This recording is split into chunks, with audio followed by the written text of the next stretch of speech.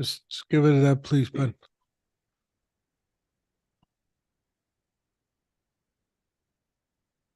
Just be good.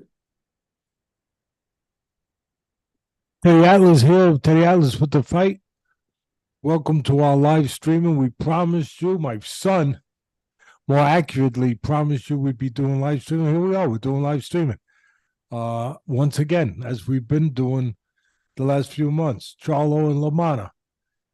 Let's pick it up. We're in the first round. I don't know where your TV says synchronized to. I'm at 1:18, 1 minute, 17 seconds of the first round, just in case you guys are behind me or ahead of me, whatever.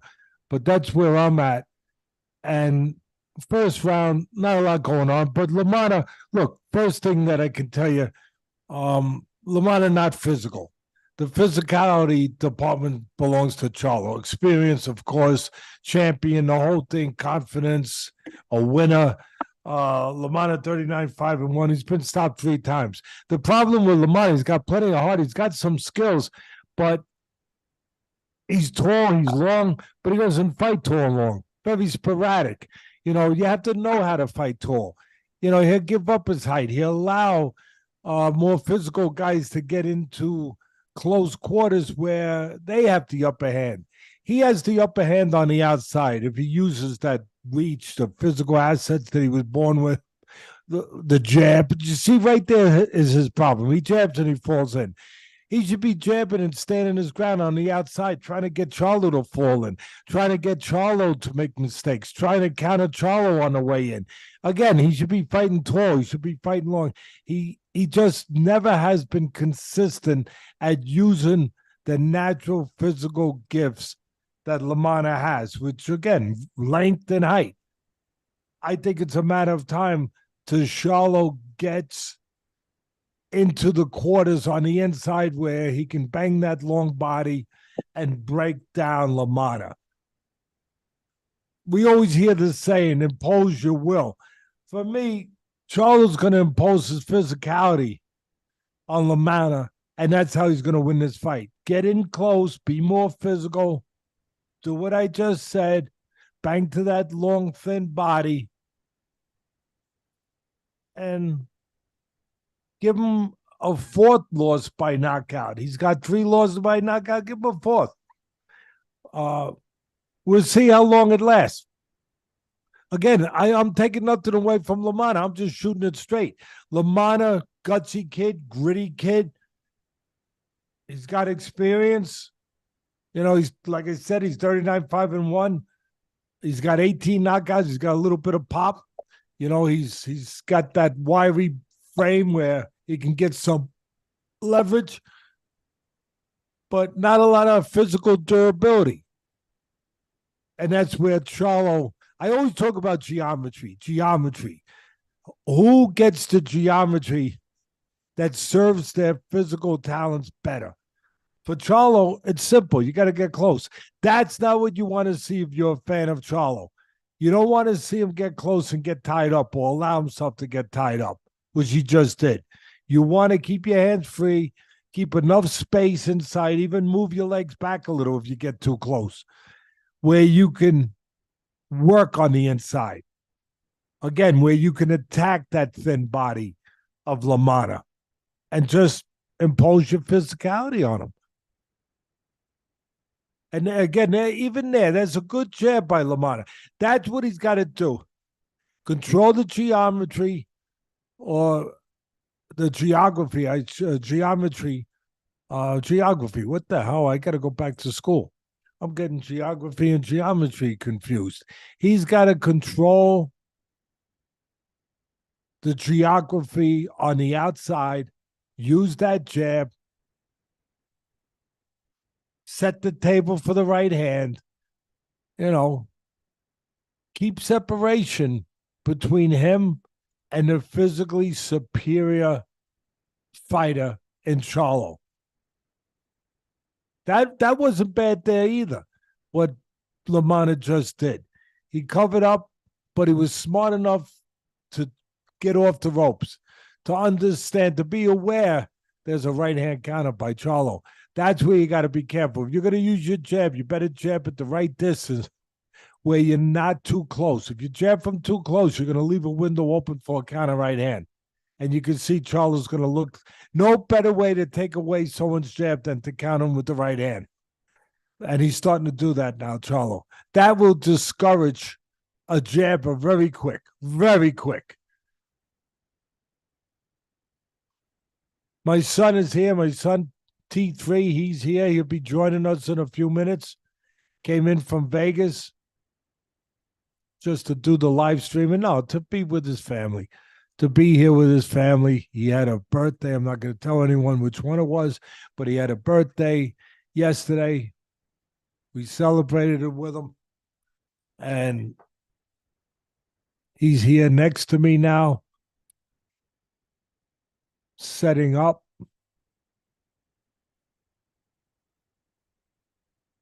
Hey, bud, how you doing?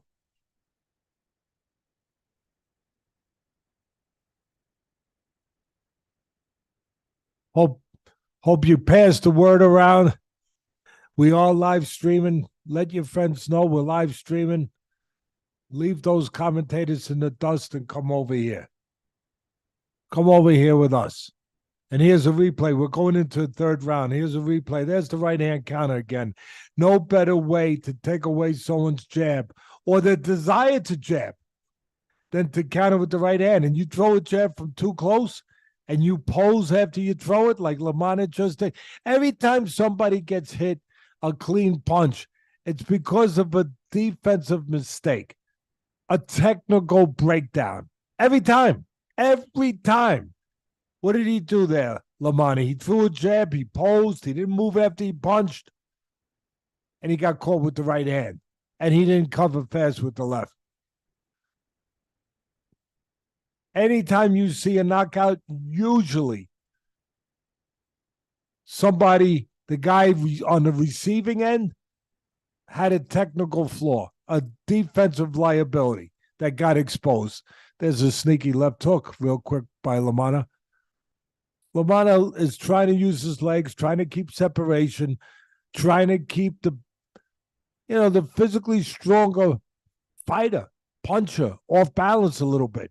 It's hard to be able to punch with power if your feet aren't set. So he's trying to move, keep Charlo a little bit off balance, keep him from setting his feet.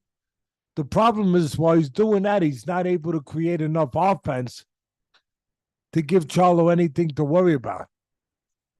He's concentrating on movement, on surviving. Now he's got a problem, even a bigger problem, Lamanna. Charlo's getting closer and closer, starting to break him down. There it is. I didn't need to be the Mason Kreskin to see that coming. I got my man Bennett Garcia here with me, does all the editing for the fight with Teddy Atlas, and he's here setting up this live streaming for us, and I'm very happy to have him. Lamanna is a matter of, can he even survive this round? And I think we were right on this right from the beginning. It wasn't hard to be on. He doesn't know how to fight tall. He's not physical enough to deal with a Charlo. His only chance was if he kept the geography of the fight on the outside. He hasn't been able to do that. And now he's falling in. Now it's just a matter, he's trying to tie up Charlo. It's a matter of Charlo. It takes two to tango. I always love when people say, oh, he tied him up. Of course you could avoid being tied up. Don't let the guy tie you up. Take a step back. Rotate your shoulders. Punch. If Charlo does that, he doesn't get smothered in close. He'll wind up stopping Lamanna. See, that's another bad sign. When you see Charlo out jabbing the guy who has to jab in order to have any chance, not only to win, but to survive. And you see not only countering with right hands, but you see Charlo's jab starting to out-jab Lamanna's, be more accurate.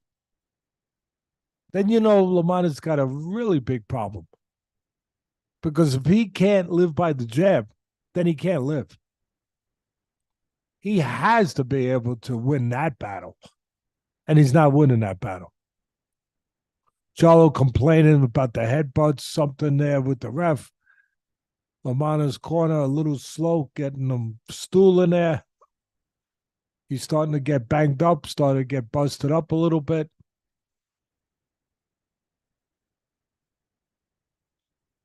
There's the cut man in the corner from Philadelphia, Joey Eyes. You're going to be a cut man, but no better moniker than Joey Eyes, you know? Right now, my son is with me. He can't talk because we are in close proximity and we don't want to get what would they call that in the business feedback, where one person's talking and then you hear the feedback on the mic. So he's just sitting here next to me, taking notes, putting together things that we're going to need afterwards when we talk to you fans and we open up to questions, Q&A, which we'll be doing. Again, welcome to the fight with Teddy Atlas, live streaming. Hopefully you enjoy it. Let your friends know, pass the word. If you guys come, my son always said, you know, like the movie Field of Dreams, build it and they will come. If you guys come and watch, we're going to keep doing this and we'll do more and more of them. If you don't, then we're not. There's Lamanna again, showing how, well, I don't know if he can stay in a fight, but he can survive. He can maybe stretch it out a little bit, where maybe he can land a big shot somewhere along the line. But it starts with surviving for him. So he's using his legs. He's trying to stretch the ring out a little bit, doing a little, you know, fooling around, trying to do a little, I don't even know if you would call it showboating, but, you know, bravado, trying to show Charlo I'm still here.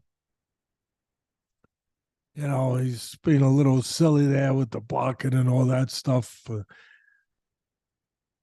Again, doing a little mimicking, seeing if he can frustrate in some way Charlo or throw him off his game. Maybe get him to look for one big shot instead of doing what Charlo should do, which is systematically break him down, close the gaps, get closer, bang to the body, and get rid of the less physical fighter. I think I said it right earlier. Lamanna, he can survive this way, but he can't win this way because he's so busy using his legs, surviving on the outside, that he can't muster offense to have a chance to win rounds.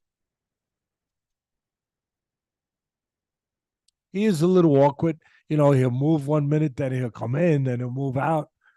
Again, there he goes getting hit with the jab. If Charlo's hitting him with the jab, as he's doing, he's got an accurate jab, Charlo, when he uses it. You know, it's stiff, straight. That left hook hurt Lamanna. Again, people will say, oh, Lamanna's holding. He is. He's surviving. You can't blame him. But it's up to Charlo, knowing that he's going to hold him, not to get held, not to get that close, not to smother himself, not to put his hands in a position where Lamanna can grab him.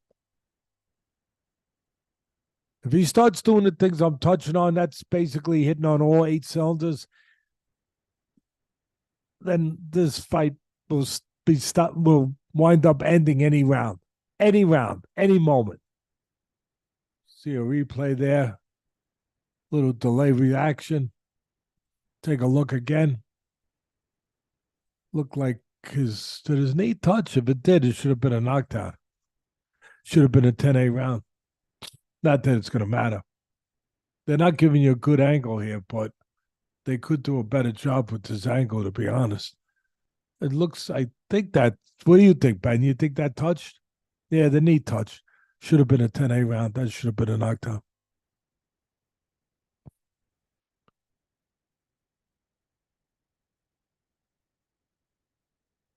Lamanna, plenty of heart.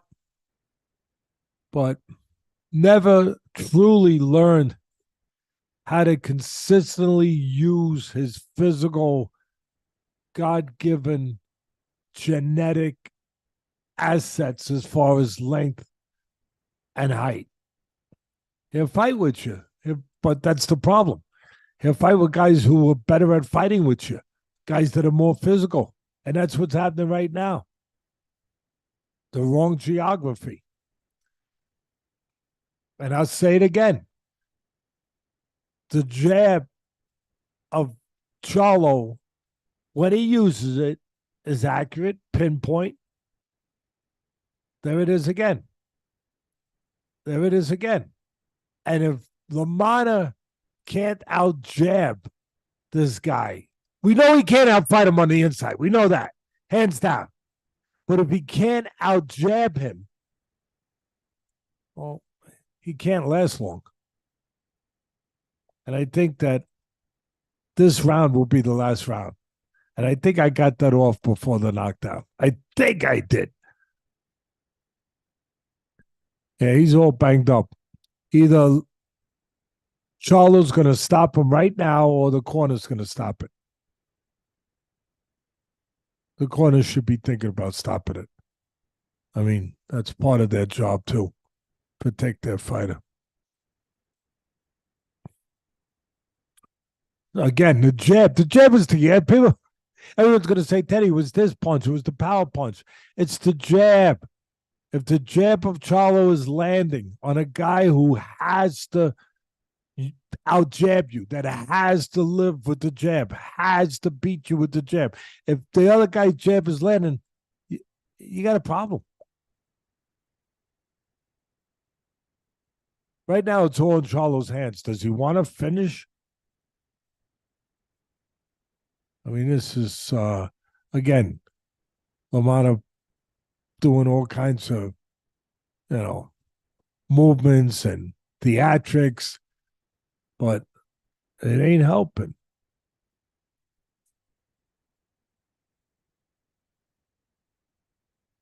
"33 seconds left in the fifth round. If you guys are teed up with me, that's where I'm at. All right, what do I think? What am I thinking right now? I'm thinking that Charlo needs to get rid of him. He's been inactive in his career. We know all that. He's had issues, and we all hope he's okay. He's had mental health issues. He's had issues that have obviously delayed his career. There's a right hand by Lamanna. But he's got to get rid of this guy. There was a jab again.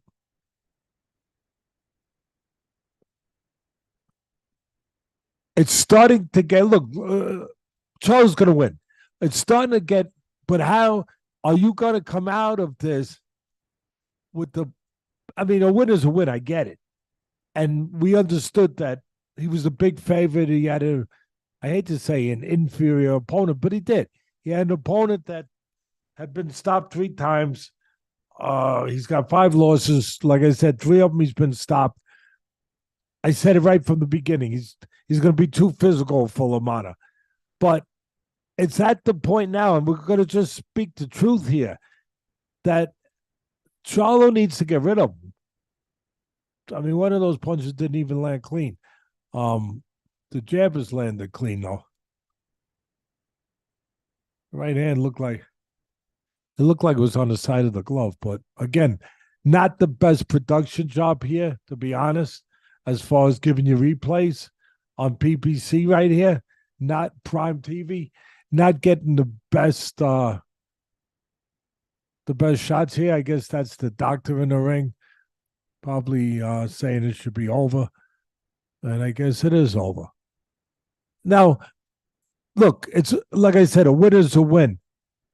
I don't know that Charlo helped him. He didn't hurt, but he didn't help himself by not getting rid. And people probably going to jump on me and say I'm being too critical. I'm not. I'm just saying from my seat, he probably should have got rid of this guy a little cleaner. And it seemed like the only thing that stopped him from doing that was him.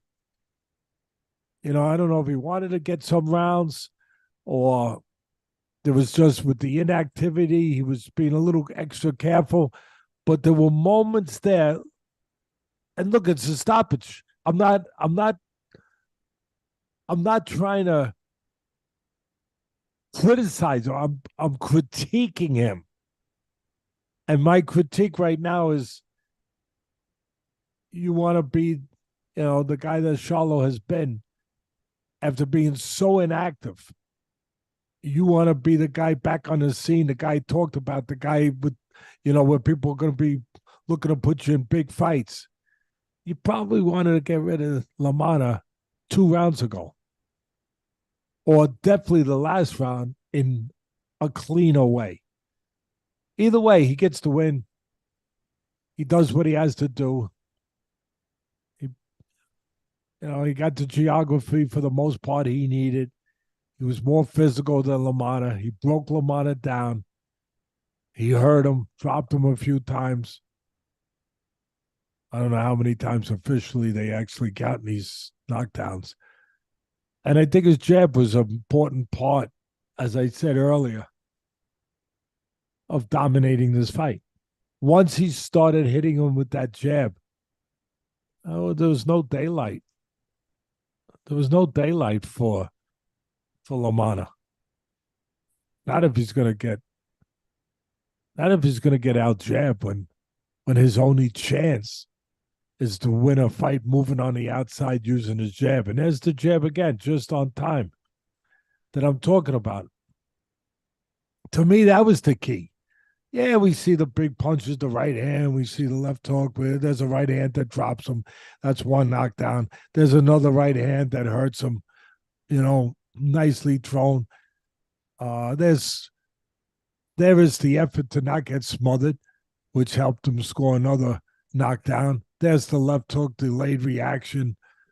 Should have been a knockdown right there. But again, the jab, the right hand got in. Not fully clean, but forced its way in. But it was an accumulation of damage. Gutsy guy.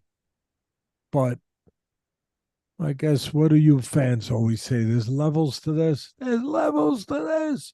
There's levels to this, Teddy. Yeah, Hey, bud. I hear you. There's levels. And talking about levels, here's a good level. My son. Here's a good level right here. My son is on the air. He's with me. He's in Staten Island, New York, in from Vegas. He did the podcast with me the other day, early in the week. And he's here doing a live streaming with me. He finally got set up in the right. Oh, what do I talk about? Geography. He got set up in the right geography of the house. He couldn't be too close to me because we get feedback. What is that called, Ben? Yeah, we get some echo going. You get the echo There's going. a lot of moving parts here. There's a lot of moving parts. I mean, your house here. And we got him in the right room now where there's no echo and he can join me. Hello, bud. Hey, bud. Welcome to the live stream that you set up. And I don't know how much of it you were able to see while you were looking around to get into the right spot, to be able to get on the air. But the jab was the key. I said it a million times. I say it 1,000,001. You're the lesser guy physically. You're the slighter guy physically. If you can't jab and maintain range, you can't win. And when you got the more physical guy out jabbing you, well, you got a big problem. And he had a big problem. I just thought, and again, I'm not trying to attack Charlo. He won. He did what had to be done. But for me, bud, I don't know how much you saw, but if he wants to come back like a lion, they call themselves the Lions, right? Him and his brother. But if he wants to come back like the lion roaring, to get involved in all these big fights that are happening out there with the big names and the Saudi money and everything else, if he wants to get into that, maybe he's got to stop him a round or two earlier because the guy was very stoppable. Am I wrong? No, you're not wrong. I mean, I didn't get to see a ton, but from what I saw, it looked like Lamanna only his second fight now at 168 pounds, was the smaller man. But my question was, for the ring activity of Charlo, was this the right opponent? You're talking about stopping him a round or two earlier. Don't you want to get some rounds in? Don't you want to get a little ring rust knocked off? Well, maybe that, you're right on time with that, bud. You're showing your boxing acumen, because I mentioned that earlier. Maybe he wanted to, I hate to use the word carry him, but there was a few spots there that it was just curious that Charlo wasn't more aggressive, when it just looked like if he's aggressive, he gets rid of the guy. Like, in other words, he calls the shots. He calls the shots. He's like Babe Ruth, calling a shot over left center field. All right, it's going over left center field. This was a shot caller fight where Charlo could call a shot. And maybe that's it. Maybe he wanted the rounds. And again, I'm not attacking him. I'm just saying that if you want to, if you want everybody talking about you the way they once did, after you've been inactive as much as you have, then maybe you do it more spectacularly. And I think that it was set up on a tee, kind of like T-ball, to be done spectacularly if he wanted to. And again, to your point, maybe he didn't want to, because rounds are important when you've been this inactive. How did Charlo look, in your opinion? He's 34-0 now. Obviously, first fight back in quite some time. What'd you think of him? Maybe a little rusty. He looked good, but again, I judge who you're in there with.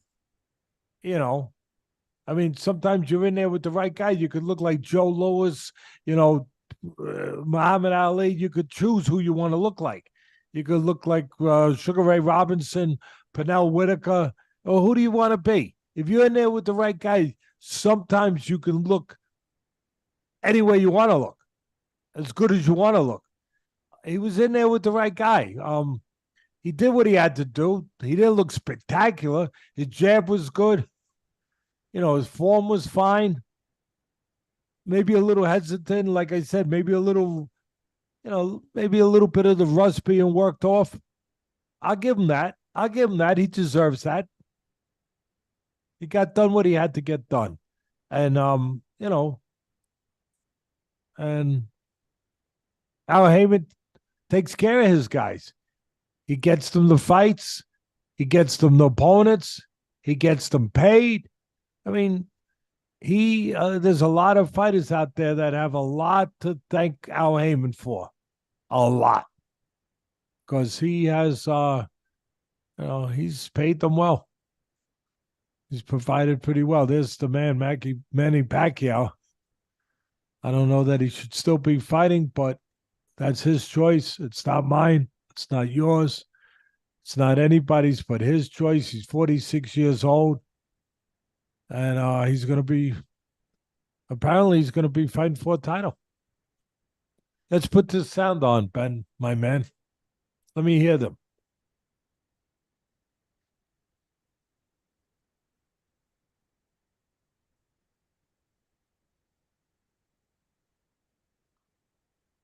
You could see just standing there, the obviously difference in size there. Barrios being a much bigger man. Manny, 46 Barrios years is a old guy now. who moved up in weight. Let's be fair here.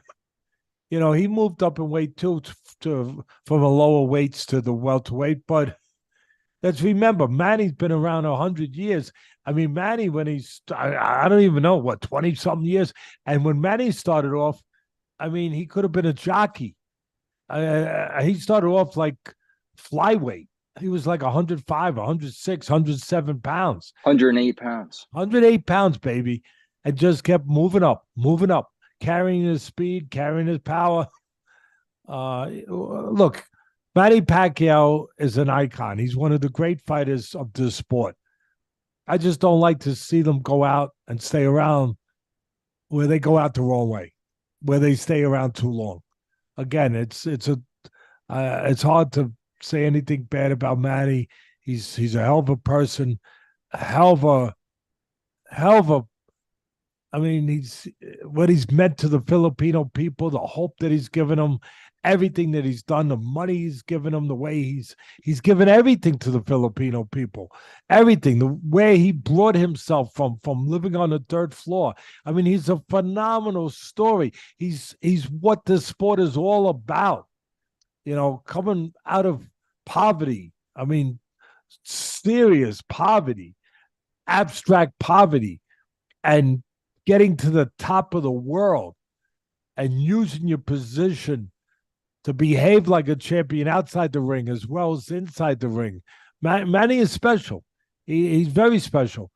I just hate Muhammad Ali was special. Joe Louis was special. And those guys stayed too long. I just don't want to see that happen to Manny. Yeah, absolutely. Watching the opponent here for Caleb Plant. When we get in a little preview, bud, for this upcoming fight between Caleb Plant and Jose Armando Resendez. Yeah. Stay around and watch it with us. I'll tell you why. I'm going to guarantee as long as it lasts, it's going to be a hell of a good fight. I'll tell you why. Because the opponent for Plant only knows how to make good fights. He's a good offensive fighter. He's a gutsy guy. There he is. Resendez. He's Armando Resendez. He has been stopped once. He will come at you again. I'll repeat myself. He's a good offensive fighter. Where he comes up short is on defense. You can catch him. You can hit him. He's in front of you. And he squares up with his legs. I mean, really squares up. Where when he gets in front, even now he's squaring up. When he gets in front, he squares up. He gives you a lot of target to hit. A lot of target to hit. And in particular, he gives you the uppercut. He is very vulnerable to the uppercut because he's right in front of you. He's squared up. His hands up. You can split the guard with that uppercut. Plant's got a good uppercut. How do I see this fight? Plant, former champion. He's got the ability to box on the outside, fight on the inside too. I think he'd be best served to box on the outside, try to counterpunch the heck out of Armando, catch him coming in, make him go through a bad neighborhood and mug him. Make him pay a price. You go across a bridge, you pay a toll. You try to get in on Plant, make him pay a toll. Make Armando pay a toll. What's the toll? It's not $10. I mean, these tolls are out of control nowadays on the bridges. Out of control. $10, $15, whatever. No, it's 3 punches. You want to come across that bridge? Okay. You're going to get hit a jab, a right hand, and an uppercut. So for me, that's it. It doesn't get simpler than that. Plant should box on the outside, use his legs a little bit, take advantage of Armando being one-dimensional, being a guy that you don't have to look for him. He's going to come in the front door. You can catch him coming in, look to land that uppercut. Keep the outside as much as you can. If you have to get on the inside, keep your defense tight, throw the shorter punches. Plant has shown he can do that too. But for me, you want to make it the easiest night possible if you're Mr. Plant, box on the outside as long as you can. What's the matter, bud? You got a storm here. I'm having technical difficulties in the house. I have 0 service to watch the fight, so I'm black right now. So you just proceed, bud. No problem.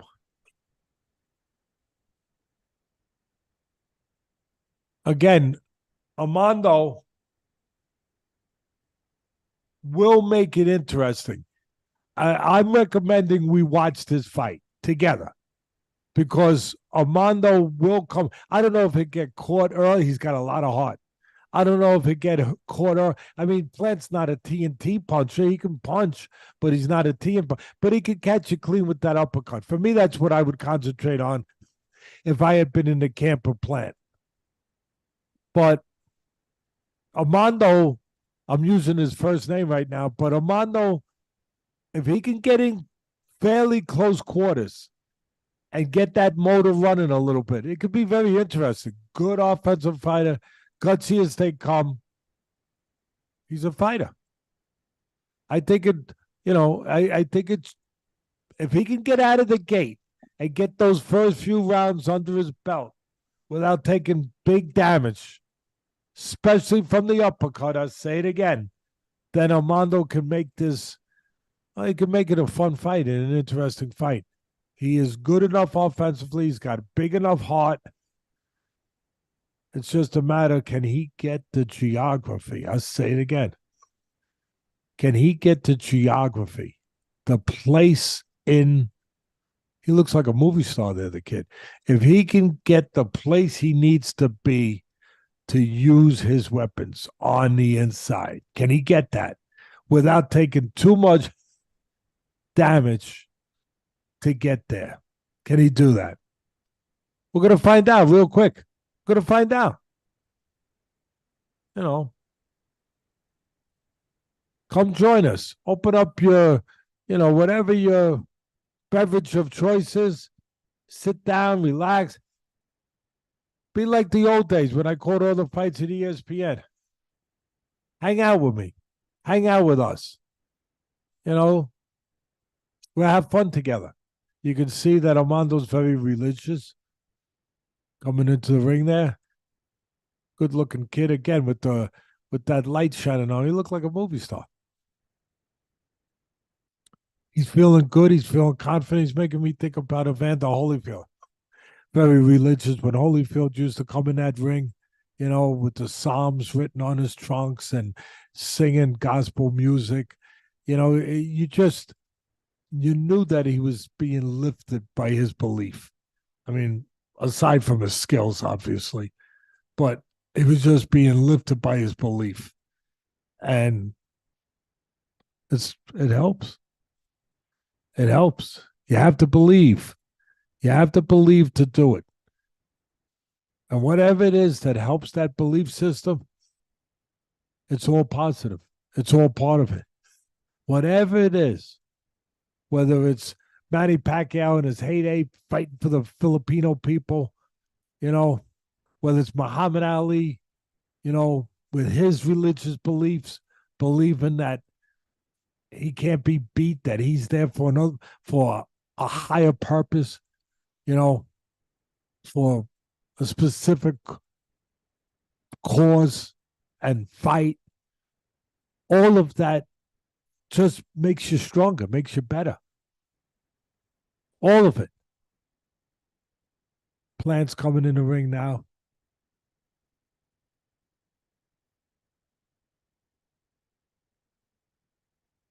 See, Plant at this point in his career, can he box on the outside consistently? To me, that's the question. Can he stay on the outside, box, pick spots? Basically, I guess what I'm calling him to do is pick apart Armando coming in. Can he do that? To do that, you got to have legs. Usually, you want to have young legs. At this point in his career, can Plant do that?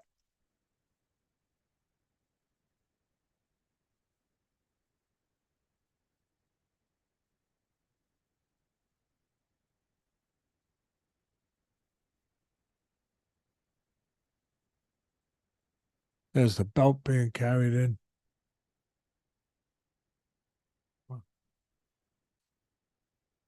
There's that big beard. You guys know I have a beard thing, right?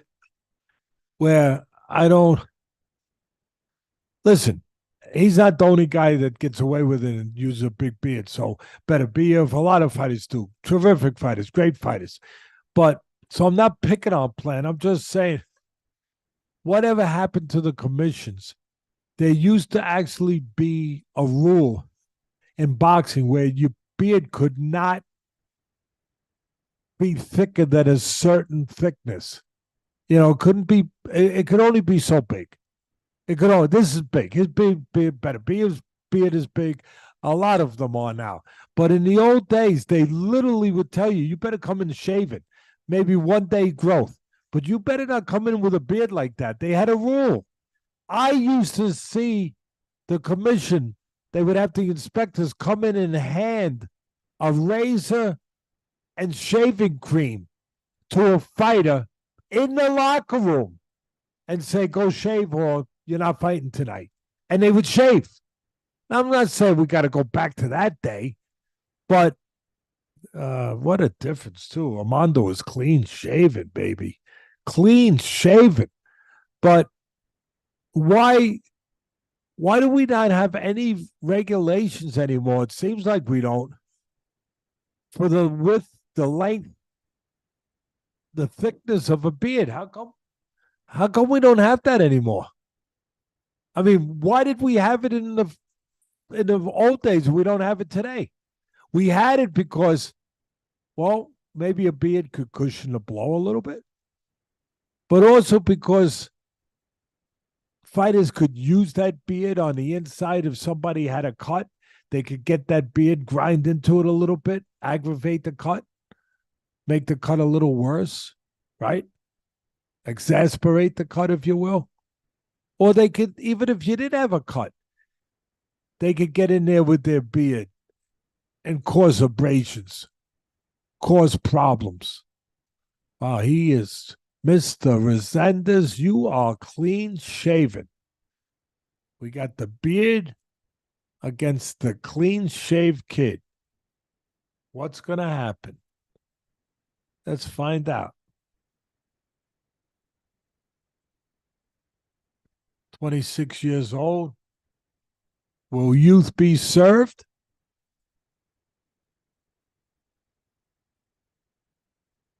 Will youth be served?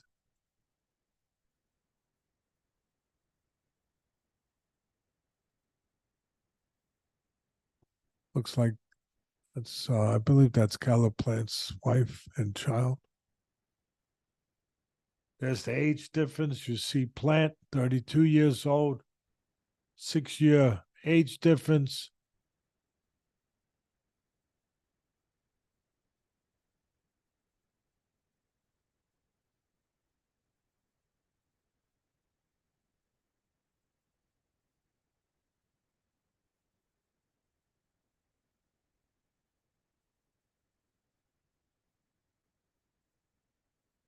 There he is, the bearded man.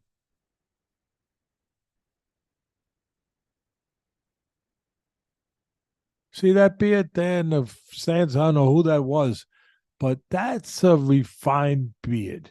That's a shaven, clean beard. That, and I'm not even trying to be funny. That's what the commissions used to insist on. That you came in, you want a beard? Okay. But it could only be a certain width. It couldn't be Santa Claus. We got Santa Claus over here. The only thing is, it's not a gray beard. Harvey Doc, experienced ref. I knew him when he started in New York. Go way back with Harvey. Was a good job.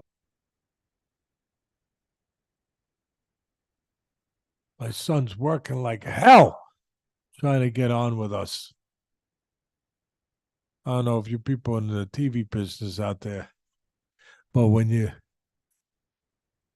trying to do a broadcast, you can't have two people too close to each other. You get you get an echo. So he's trying to get to a place in the house. We're having a little bit of a Wi-Fi issue where he's trying to find the right spot. In the meantime, here we are. 2 minutes, 30 seconds, first round. For me, again, Plant's got to establish the jab, control the geography, set traps.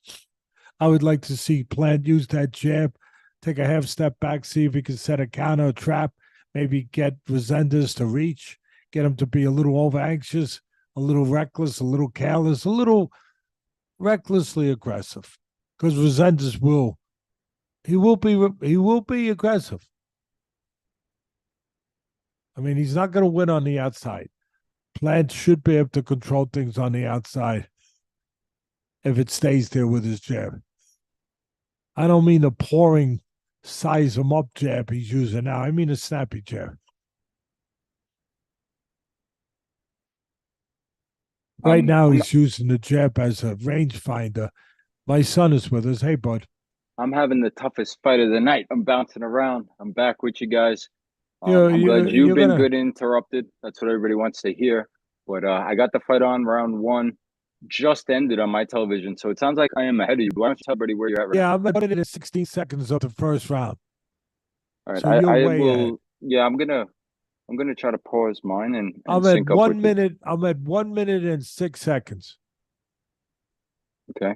You continue on. Once the round ends, you let me know and then we'll be synced up. And Yep, I hope I should be good for the rest of this fight now. I'm sure you will. See, right now, Plant, to me, he gets back to the corner. I'm telling him, hey, snap the jab. You don't need to use it as a rangefinder. I mean, you could touch him with it and then shoot the right hand. You want to do that once in a while, blind them, touch them, blind them, and then shoot the right hand right by. All right. But on the whole, I want to see Plant snapping that jab, not pushing it. But he is controlling geography, Plant. Resendez, exactly what I thought would happen as far as setting it up. Resendez trying to get close, trying to get that geography in the inside, and Plant trying to control the outside with jabs, and then set the table and look to land the right hand. Or maybe, like I said, an uppercut later on. It's still the first round. Yeah, it's about to end. I'll tell you when it ends. Very close. Very close. There it is. End of the first round.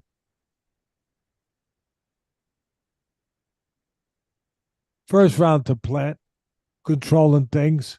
Not a bad round for Resendez. I thought he lost it because he couldn't get close. And Plant controlled the outside. Plant did what he wanted. He controlled the geography outside, used the jab a little bit, pushed it a little bit, but used a little bit, pick spot. Nobody did much. But, you know, the rhythm of the fight, the geography of the fight belonged to Plant. He gets the first round. The good news, I think, for Resendez, the bad news is he didn't get close. But the good news is he was patient. He didn't get reckless. He didn't get over anxious.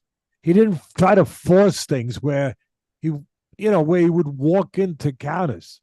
That's, for me, that's good news. That he knows what he has to do. He's got to get close, but he's got to do it deliberately. He's got to do it effectively, efficiently, correctly. Without giving, counter opportunities to Plant. In other words, he's got to get in clean. He can't get mugged on the way in. And that's what he's trying to do. He's trying to close the gap. He's got his hands up. He's keeping his hands up. He's got a lot of weight on his right foot. Too much weight on his right foot for Resendez. He's not sharing the weight. He should share the weight. A little heavy on the back foot. Plant, again, looking to own the outside. Tie him on there. That's a bad sign for Resendez. He gets tied up in close. That's got to be his place.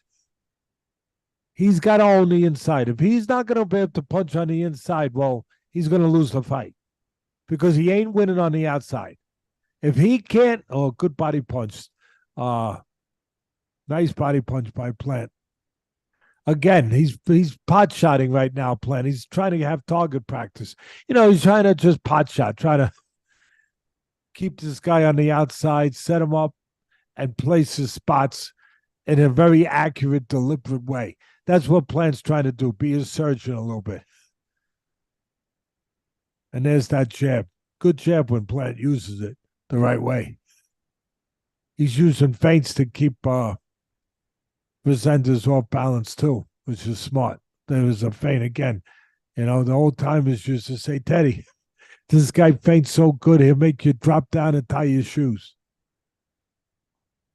That's what you can do when you know how to master the art of feinting. And Plant's doing it pretty good, freezing him there. Nice body shot again, but the left hook that time by Plant. Defense by Plant, moving his head when he has to. It's all Plant. Right now, Resendez, somebody's got to tell him, look, if you were a car, You got to move it out of the driveway. You can't just keep idling in the driveway. You got to get on the road. You got to get on the road, son. You can't stay in the driveway. Right now, he's staying in the driveway. He's not getting anywhere. And part of it is Plant. But part of it is Resendis not making an effort to move his head, to close the gap, to bring his feet, to slip inside, to get tight, to get in, to use his own jab. Resendis needs to start using his own jab. Good round for Plant. Doesn't look good for Resendis unless he's going to warm up. Again, in the driveway. He's not going anywhere. I'm not saying run in reckless, but you can't stay out in front the way he did the last 2 rounds. You gotta make ground. You have to close the gap. And how do you do it? It's not complicated. You move your head, you move your feet, you slip the guy's jab, you close the distance, you use your own jab, put bugs on the windshield. As I said when I called the fights at ESPN, jab your way in, put bugs on the windshield of the guy on the outside where you blur his vision, you make it hard for him to time you coming in. That's how you close the gap. Come in behind your jab, move your head, close the gap. He's not doing that. 3rd round. I think he's got to start showing the ability and the effort to do it this round. He's got to start. Resendis has to start jabbing. You can't get dominated by Plant's jab and think you're going to win. You got to start taking his jab away. Only 2 ways to do it. With your own jab or with a right-hand counter. Right now, jab's hard to counter with the right hand because he's jabbing from too far away. He's jabbing from a good range where you can't really time him with the right hand. You got to get a guy to jab from a little too close. Then you can time him with the jab, with the right hand, I'm sorry. Plant's mixing the jab up with left hooks. Really nice. Really nice. Setting it up nice. Left hook to the body, turning him. Frustrating. Resendis. Again, Resendis in the driveway. He's not getting on the road. He's not moving forward. He's got to move forward, and he's got to do it with the jab. Needs that jab to keep Plant from doing what he's doing, which is pot-shotting him. Having fun with him. Plant's having fun with him right now. He's picking his spots. He's just having his way. It's almost like a sparring session. He's just having his way. Controlling range, using the jab, moving around them a little bit, walking around them a little bit. Looking for the right angle, looking for the right spot to drop something in. He's looking for a clean shot now somewhere. He gets inside, Plant ties him up. Another bad look for Resendis if you're a Resendis backer. He gets inside. He has to keep his hands free. There's something by Resendis. He caught Plant going back a little bit, punched with him as he went back. Here he is on the inside again. Resendis getting tied up. Has to do one of 2 things. Make sure he don't get too close, move his feet back a little, keep room to punch, or rotate his shoulders and punch. But don't put his hands where he can be grabbed by Plant. Plant can tie him up and still win the fight on the inside every round. Resendis can't win that way. There's a right hand by Resendis. He's starting to move his hands a little bit. I think he is warming up. I think he's a slow starter. This was a good confidence-building moment for Resendis at the end of this round. Although he got caught there with a little bit of a left hook and a nice body shot.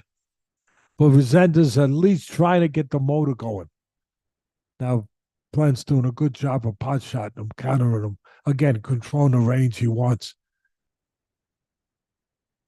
Another good round by Plant, but a little life shown by Resendis the last quarter of that round,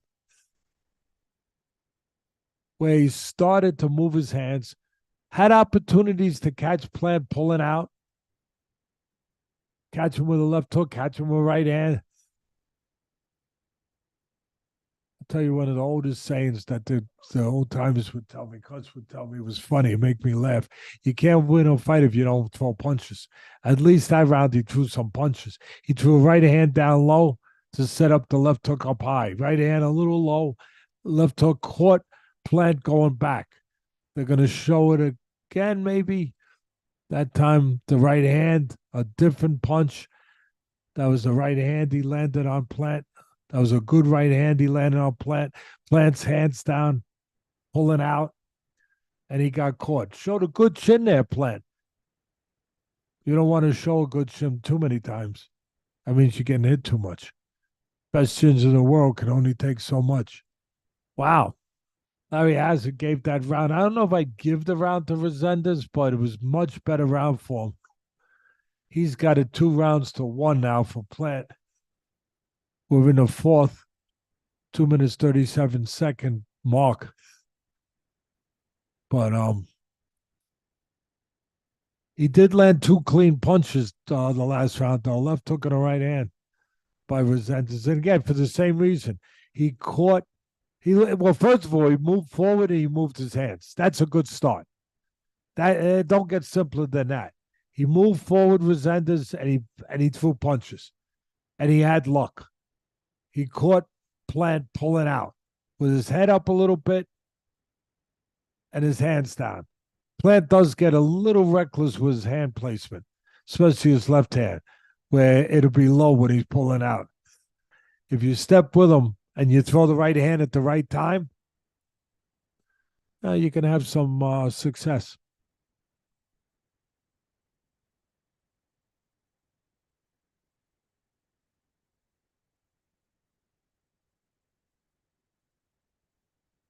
Plant trying to control that geography, catch.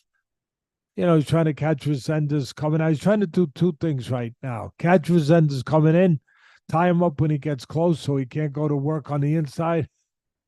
Go to the body a little bit on Resendis, slow him down. And be the man with the jab. Plant controlling that outside again this round. He does step back with those hands down, though. Well, if you step with him, you can find him. You can catch him. At least Resendis is giving you the feel he's starting to get into the fight a little bit. Using the jab a little bit more to come forward. Now he's working the body a little bit on the inside. Much better round for him. And that's what he's got to do. He's got to use the jab. He's got to, I'll tell you what he's got to not do. He's got to make sure he doesn't get dominated by the jab of Plant. So that means he has to use his jab. Give Plant a taste of his own medicine. Give him something to respect, something to worry about. Resendis trying to feint now a little bit himself.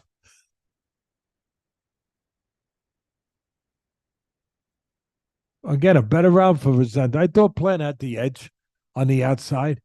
I thought that was Plant's round. But ever since the 4th round, Resendis, or 3rd round, I should say, Resendis has he's gotten himself going a little bit. Now he's got to keep it going.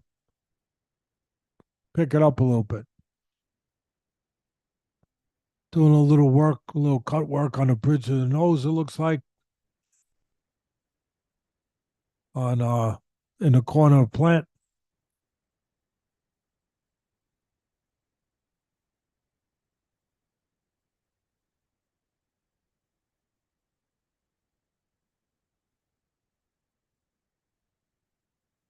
I keep the sound off, so I don't know what's going on with the commentators, but I don't need to know. I have eyes,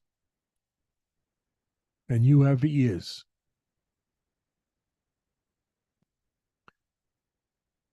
Fifth round, 2 minute 53-second mark. Plant again on the outside, using that jab now just as a stiff arm to try to keep range. That's not going to work much longer, Mr. Plant. if Resendis starts using a real jab to come forward. He'll make you pull that in. He won't let you get away with that. There comes the jab of Resendis. That's what he needs. It all starting with, yeah, he's got to be aggressive. Yeah, he's got to close the gap. Yeah, he's got to get close. Yeah, he's got to punch when he gets inside, but he's got to jab his way in. He has to use the jab to stop stuff like this from happening. Plant having his way on the outside. If there's no jab coming, Plant's going to do what he wants on the outside. If there's a jab coming at him, it's much more difficult for Plant to stay out there and just, sharpshoot, pot shot. Yeah, see, when the jab comes at him, he's got to go defensive. He's got to deal with it. No jab coming at him, Plant goes into that, his offense. Pop, pop, pop, pop. Pop, pop. Where's the jab, Resendis? Good left hook to the body there by him. This is where Resendis, Harvey broke it up too fast. Let him work in there. Come on. It's boxing. Let them work a little bit. Some good work, yeah.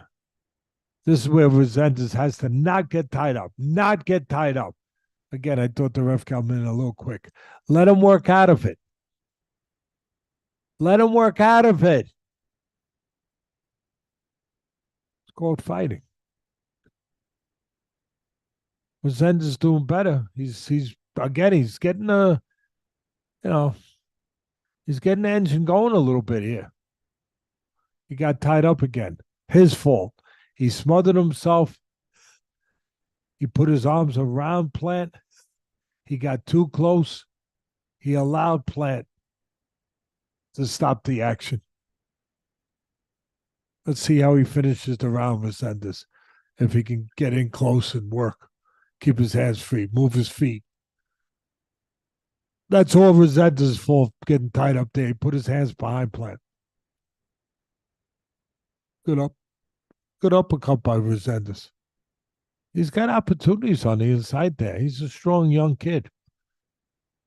He's in this fight. He's not out of this fight. He lost the first couple rounds. He might have lost the last round before that, the round before this round. But that was a good round right there for Resendis. Good round. Just has to use the jab consistently on the outside. He can't be dominated by Plant's jab or his ability to control range and have his way to pot shot. Let's take a look at the replay. Little feint by Plant freezing Resendis. There's the jab. There's a left hook to the body by Resendis. Good body shot there. He's got his cheering section there, Resendis.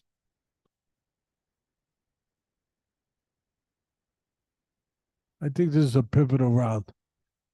He needs to start putting rounds in the bank now. We're at the halfway mark here, 6th round. Resendis needs to start putting them in the bank. I thought Resendis won that last round. Hazard gave it to him. I agree with that. That's not a bad card.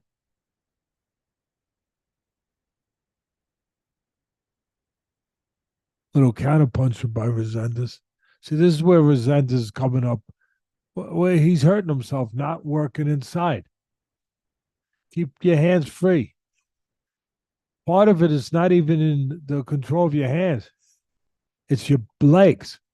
When you get inside, move your legs back a little bit so you don't get smothered.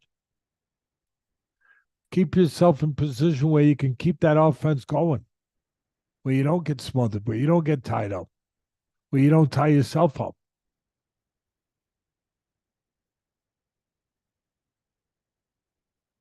Rotate your shoulders, bring your shoulders back, move your feet, take a step back. Looked like Resendis tried to headbutt him there. He got warned quick by the ref. That was definitely looked like he was swinging that head around trying to get a headbutt. Referee did a good job catching it, jumping on him.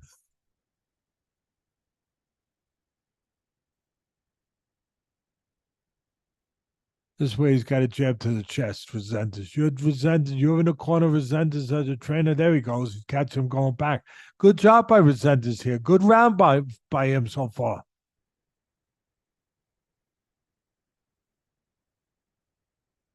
Plant going into this fight was minus 2,500. My son just gave me a note.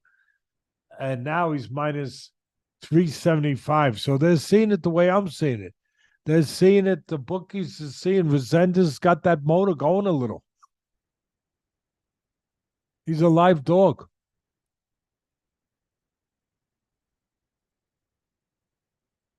Right now, 44 seconds left in the sixth round, 41 seconds left in the sixth round, just so you guys know where I'm at.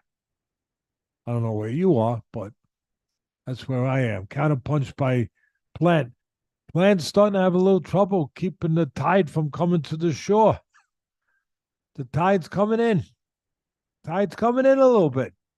High tide.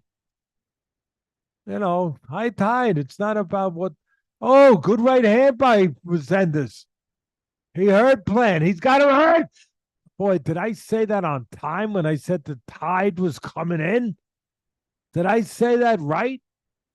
About 10 seconds before the tide actually came in. Oh, yeah, it's a full moon. The tide is rising.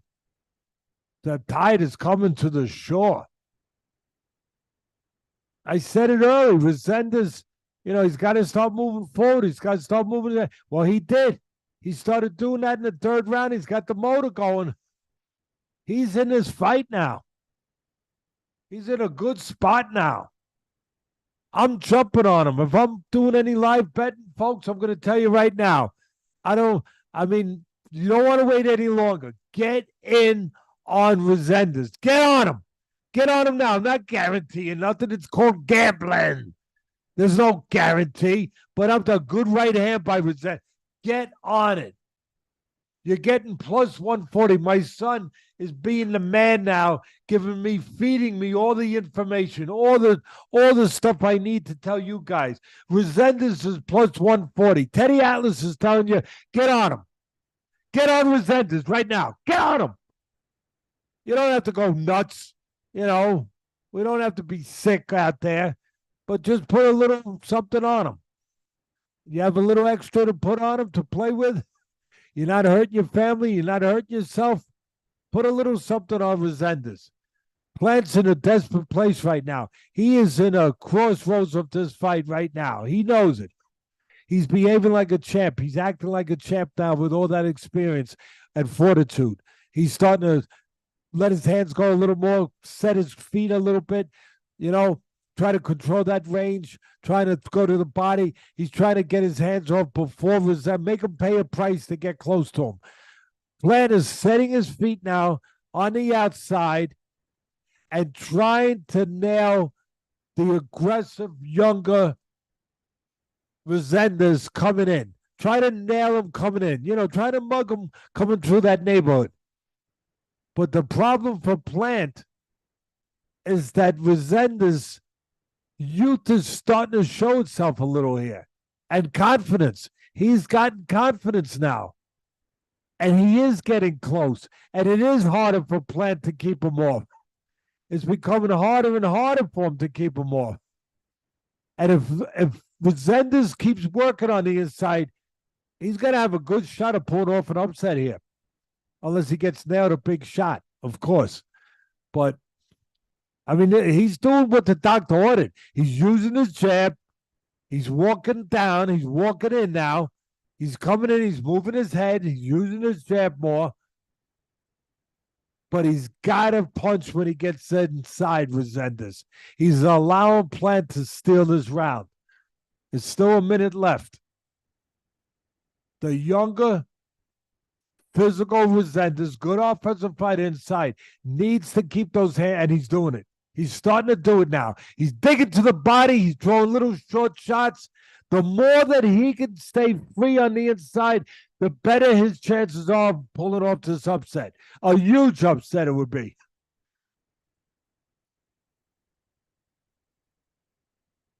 Plant doing what he's got to do, trying to counter, trying to catch him on the outside, trying to nail him a big shot, body shot, left hook to the head.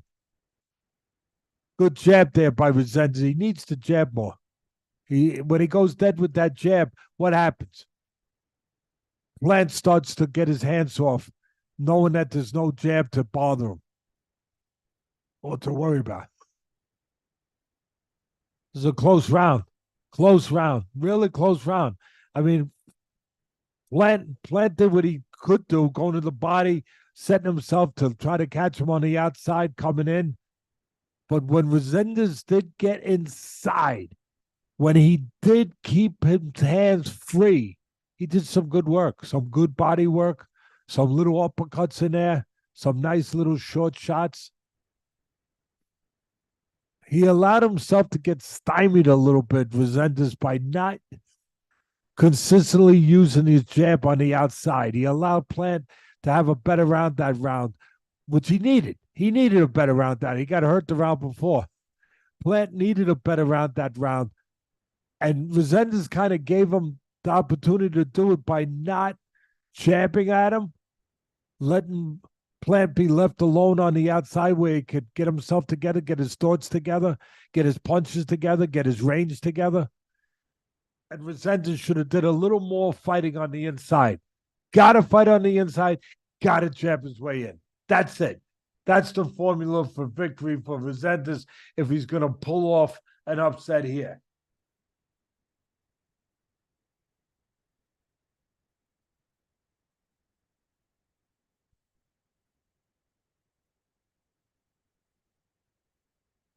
$66-67. Wow, Resendis Hazard's got him ahead. Okay. I hope you got in what I told you to get in when I told you to get in. When he was plus whatever he was. Plus 140.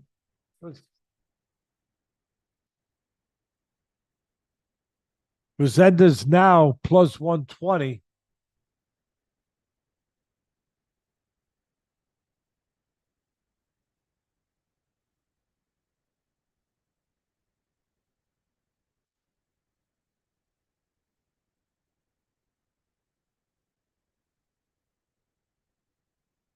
This is only the second fight for Resendis where he's been above 160.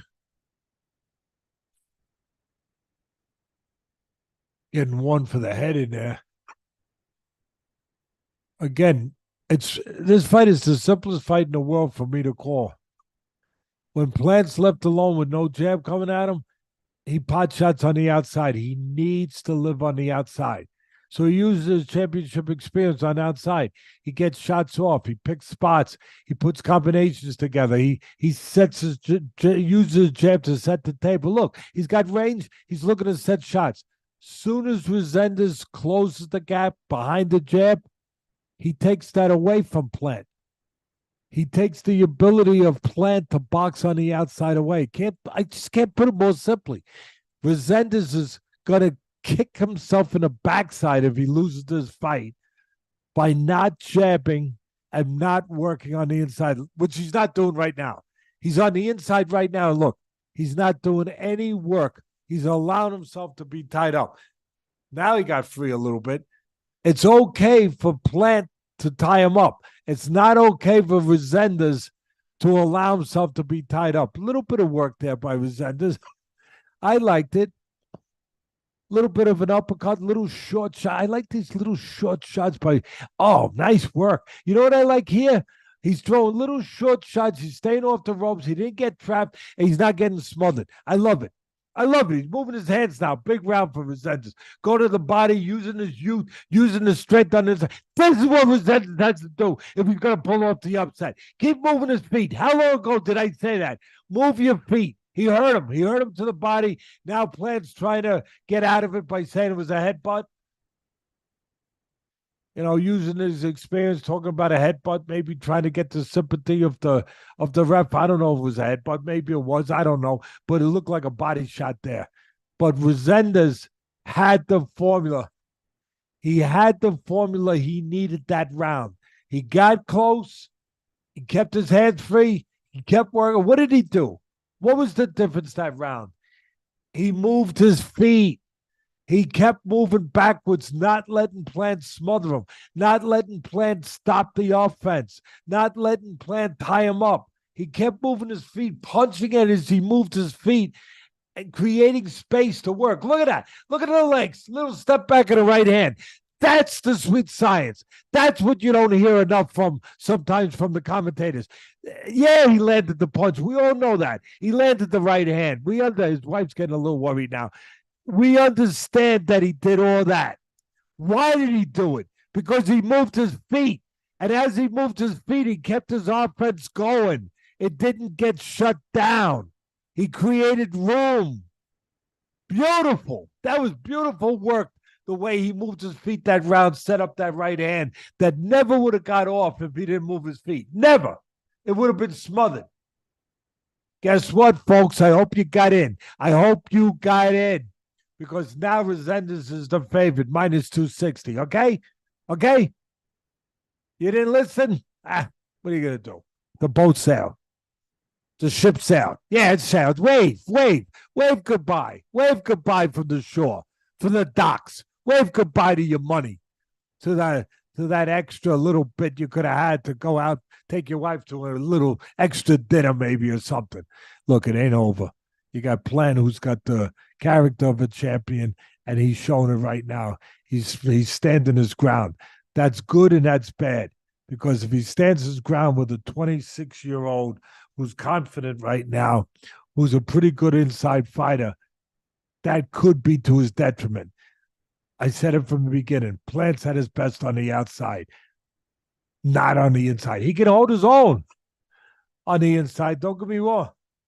But he is much better on the outside, especially in this fight, because Resendez' only chance is on the inside. So if you're Plant, why give him that chance? Keep it on the outside. But if Resendez could do what he just did, use that jab, close the gap, it ain't going to change. It ain't going to change. We're in the 9th round, minute and 12 seconds. What's the ref doing here? He's breaking up the momentum of this fight here. I don't see where he needed to do that. I didn't see loose tape. Let the rhythm of the fight keep going. Don't break it up. Does anyone else complain like me? All right. Caught Plant going back straight that time. Jab in the right hand. Plant sometimes will leave that left hand recklessly out there. If you go with Plant as he goes out, you can catch him. All right, I'm going to open up 3 areas of offensive opportunity, okay? 3. Jab for Resendez, who used to be the underdog. Now he's the favorite. Use your jab getting in. Keep your hands free when you get in. Move your feet. Don't get smothered. And go with Plant when he goes out. When he goes out, step with him and catch him, because he does go out with the left hand low. There it is. He missed, but he did step with him. Boy, good body shot. Resendez is really moving his hands now on the inside. That's the trick. Now he uses his legs, move his feet back, keep working, keep the offense going.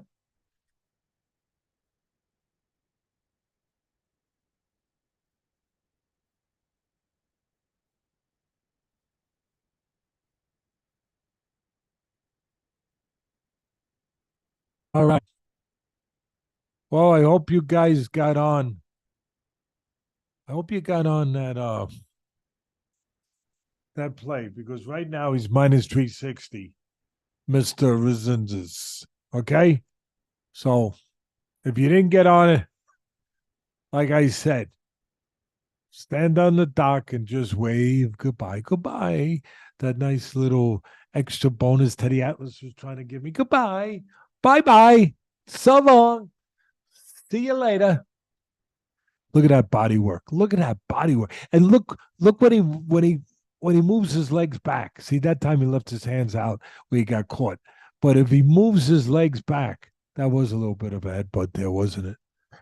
Yeah, that was a little bit. Plant does have something to talk about there.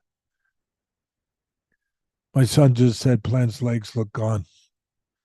Well, how old is Plant? You know, we talked about youth. We talked about youth being served. It's being served. 32 years old, been in some tough fights.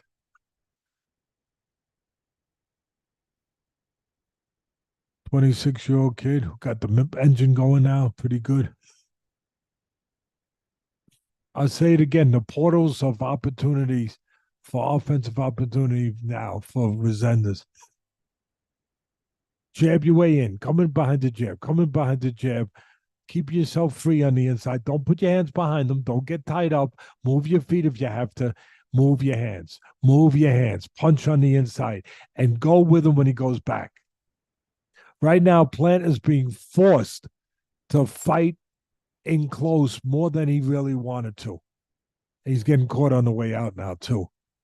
Resendis is really close to just grabbing this fight by the throat. He's close to really grabbing this fight by the throat. I mean, really getting a stranglehold on it. He caught Plant a good right hand a moment ago, left hand low. He's getting into range where he can counter right hands over the jab of Plant now. Not only land the jab, I can see opportunity for Resendis to land right hands as Plant jabs now, because Plant's not dictating the range anymore, controlling the range on the outside where Resendis is too far away to reach him with that right hand. Resendis can get close enough now, I think, to maybe reach him with a counter right hand. He plans back to what he has to do. He's still got that championship character, that experience, that heart, that knowledge. He knows he's got to control the outside, and he's got to try to make it ugly on the inside, tie him up on the inside. Don't let Resendis, this 26-year-old, pretty good offensive fighter on the inside, go to work. Oh, good uppercut there by Resendis. Good uppercut. I tell you, Resendis, I give him credit. They did good work in camp. He's not squaring up as much as I had seen him in previous fights, and not being left open to the uppercut as much, not nearly as much. Or maybe part of it is Plant hasn't used the uppercut to test those waters enough. Another good round by Resendis. Good round by him. Right now, he's just too busy, too young. Yeah, I'll keep it simple sometimes. Good jab by Resendis. There it is. That's the formula, guys. I mean, that's it. I mean, his wife, her body language would tell you she's not feeling great about it.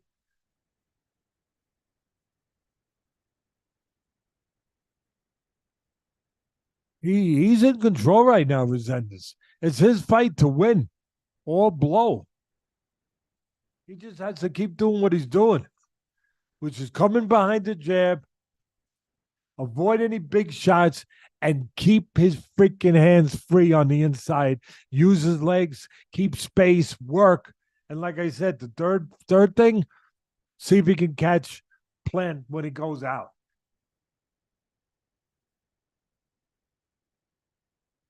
Yeah, remember 2 fights ago, my son just passed me a note. He's 100% right. See, full disclosure, I tell you everything over here.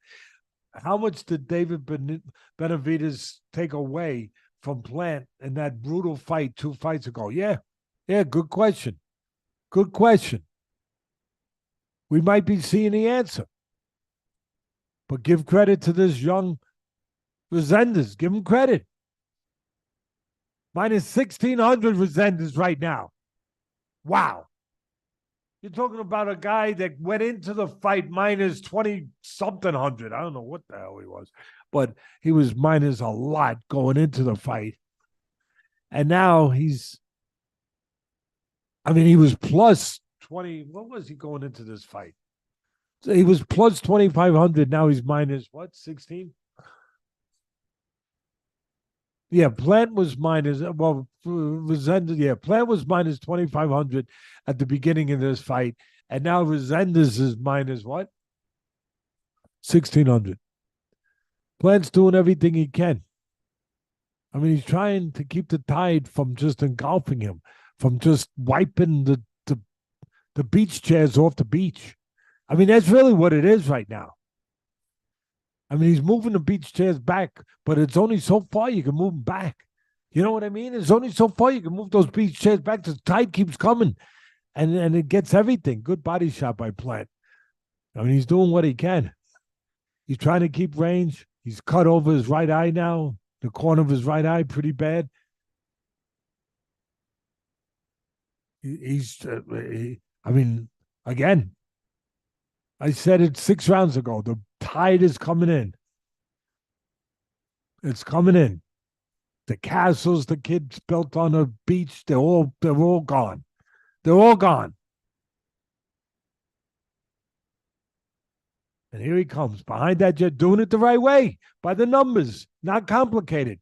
Working his way, keeping the pressure on the older guy who's been in a couple brutal fights.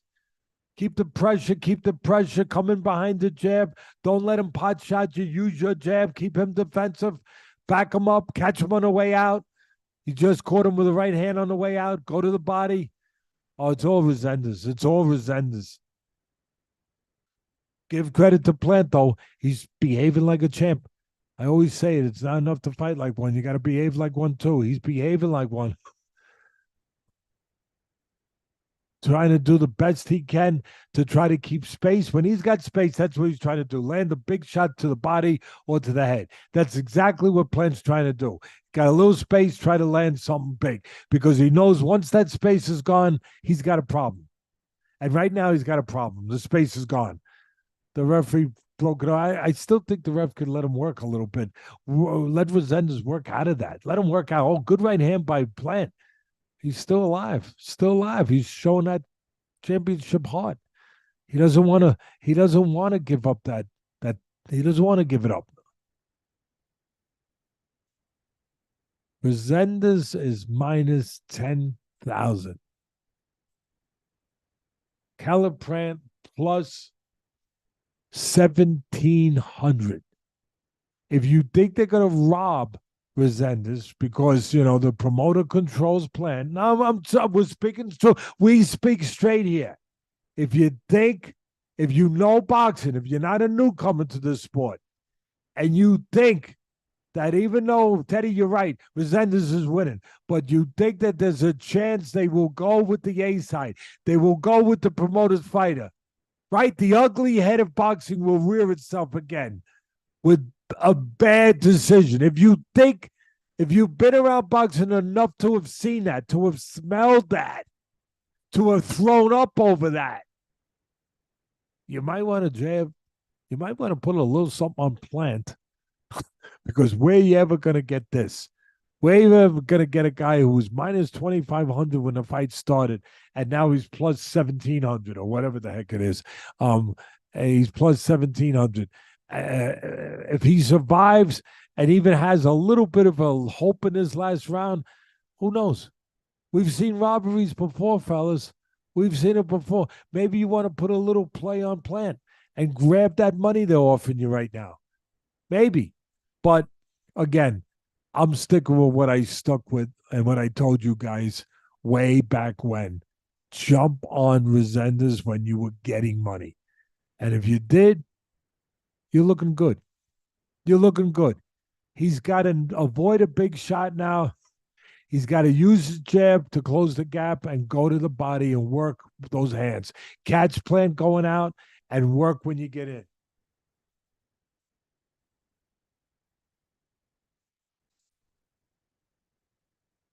The fans, we hear you, fans. Where's the urgency? You're saying, my son said. You're saying that he needs a knockout plan. Where's the urgency? Well, when you've been in the kind of wars like my son said with Benavidez, maybe it's just maybe this is the best you can. Maybe this is the best you can put out now. Maybe this is the best you can put out. Maybe this is all you have left. My son said it a few rounds ago. His legs looked old to him. 2 fights ago, that Benavides fight. I mean, this young kid is just pouring it on him, pouring it on. I'll tell you one thing: if they robbed him, if they rob him here, you know what? I'll leave boxing.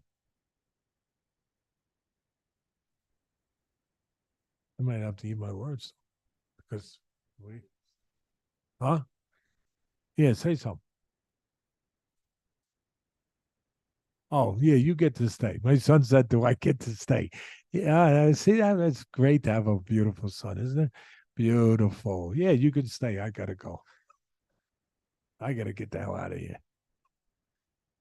I mean, the only thing he hasn't done is drop plant. 20 seconds left. I mean, look at him. He's fainting them now. He's getting them to, he's giving them a little feint. He's getting plant to react to it. I mean, the only thing is if he gets caught with a big shot in the last 5 seconds here, doesn't look like it's going to happen. Beautiful fight by Resendis. He got that engine going. He's landed big shots. Oh, oh. And no. If this was a world title, you'd be saying and no. And no. But what an upset. What an upset. I mean, really. Say it again, bud, to me. What was Plant going in? What was he? Minus 2,500.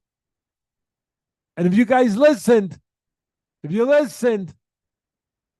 on a steamboat to a happy place. But if you didn't listen, you went down with the Titanic. What am I going to say? Listen. But, all right. I thought he did. But, all right, there is an interim belt. So I'm sorry. A little bit of miscommunication over here. I thought I was saying and new, and then I was told not to say and new, but I will go back to saying and new because he does have an interim. There's a lot of belts out there, fellas. There's a lot of belts out there. A lot of belts. Oh, look at those shots. I mean, good chin by Plant, good heart by Plant, but I think he loses the interim title. He loses the interim. I mean, there's another right hand. Again, it wasn't a complicated formula. When he started jabbing, and Resendis had a nice, straight, good jab. When he started jabbing his way in, changed everything. Everything. It took away the outside play. Took away the outside play of Plant, where he could combinate, where he could, pot shot, where he could have the liberties he wanted on the outside, the freedom he wanted. Looks like a good kid, this kid. You got to be happy for him. And then when he got close, and he kept his hands free and he moved his feet, split decision. This is terrible. Here we go. I was on it.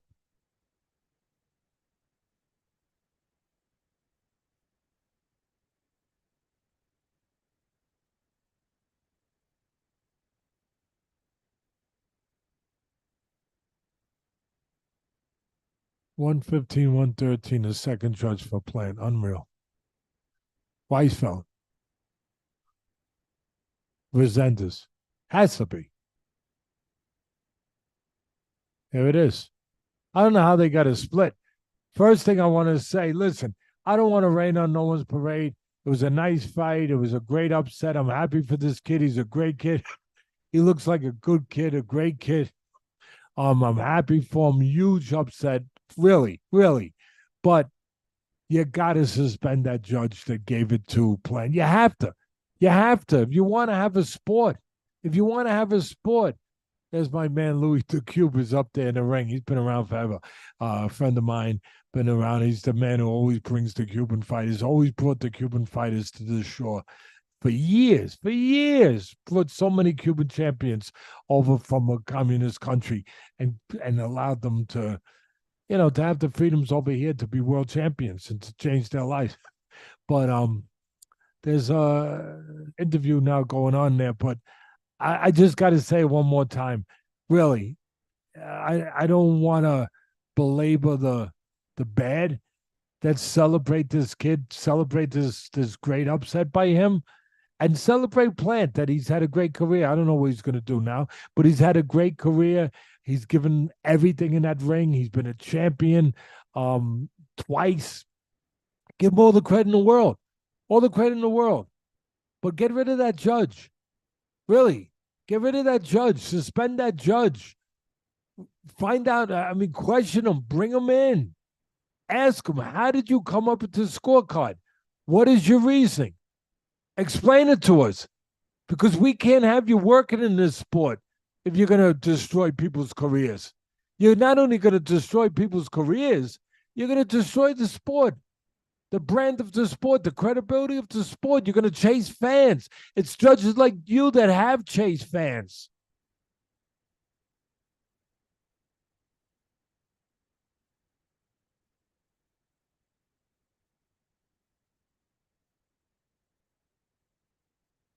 Yeah, my son just gave me this. 3 brutal fights for Plant. Canelo, Benavides, and his last fight with McCollany. McCombie? Yeah, McCombie. That was a tough fight, too. Tough kid, McCombie. A little similar to this kid, but not quite as sharp. Not quite. This kid's defense was much better than I had seen it in previous fights. Much better. Much better. Did a great job. Let's put the volume up a little bit. Let's listen to this interview.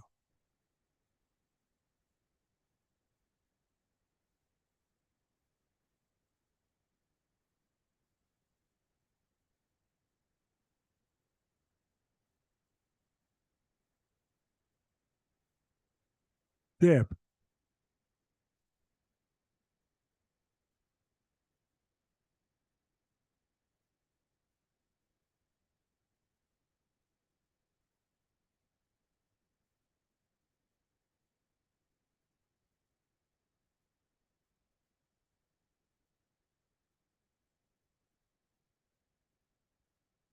Hey, when Plant controlled the outside, he was the better guy.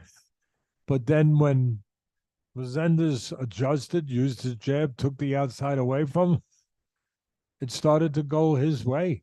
Started to go his way more, and more. And the bookmakers saw it the same way as I saw it. Again, I like Plant. I mean, this Plant has, he'll come back, but I congratulate him for, showing the heart that he showed here, the shin that he showed here, the championship, character that he showed here. He'll be right back in the mix of things in that division. It's up to him what he wants to do moving forward, obviously. But I think youth was served. I do. I think that this kid, once he got into gear, got going, got the jab going, got moving forward, got out of the driveway, started getting on the highway. He had the right idea, and he executed it, and it worked. He was able to outwork him on the inside, do damage on the inside, able to catch him going out in spots. He was able to use his jab well when he used it. Seeing some replays, looks like they had a lot of knockouts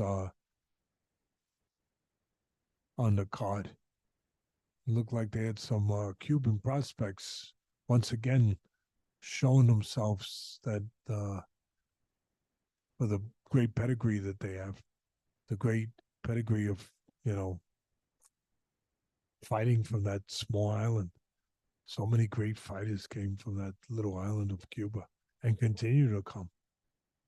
Just amazing. Makes me think about that little town in the Dominican Republic, Bud, where so many baseball players come from, So many baseball players come from that little town in the Dominican Republic. They're hungry. You hear the stories. They used to play with rocks, hit with rocks. They didn't have a baseball, use sticks and for bats. And so many great players came from. Same thing with that little island of Cuba. They come out of there and You get so many great ones. They got that great national amateur team, obviously, that has made a habit of winning so many gold medals in the Olympics.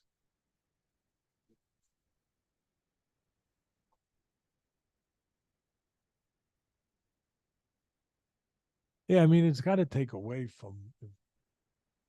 I mean, my son asked me if this would tarnish Plant and Charlo future fight. I think it has to. I mean, tarnish in the way does it still make sense? I guess, Um, and look, Plant's a name. Plant's a former champion. He's a name. He's a guy that the networks will buy. That fans will watch. Fans will come out for. So it's still viable, I guess. It's not what it would have been. Okay, so I should put my glasses on because you forget that I can't see. Please talk about Sergey Kovalev again. It would be 185-pound weight class. Did you see the rank KO white collar?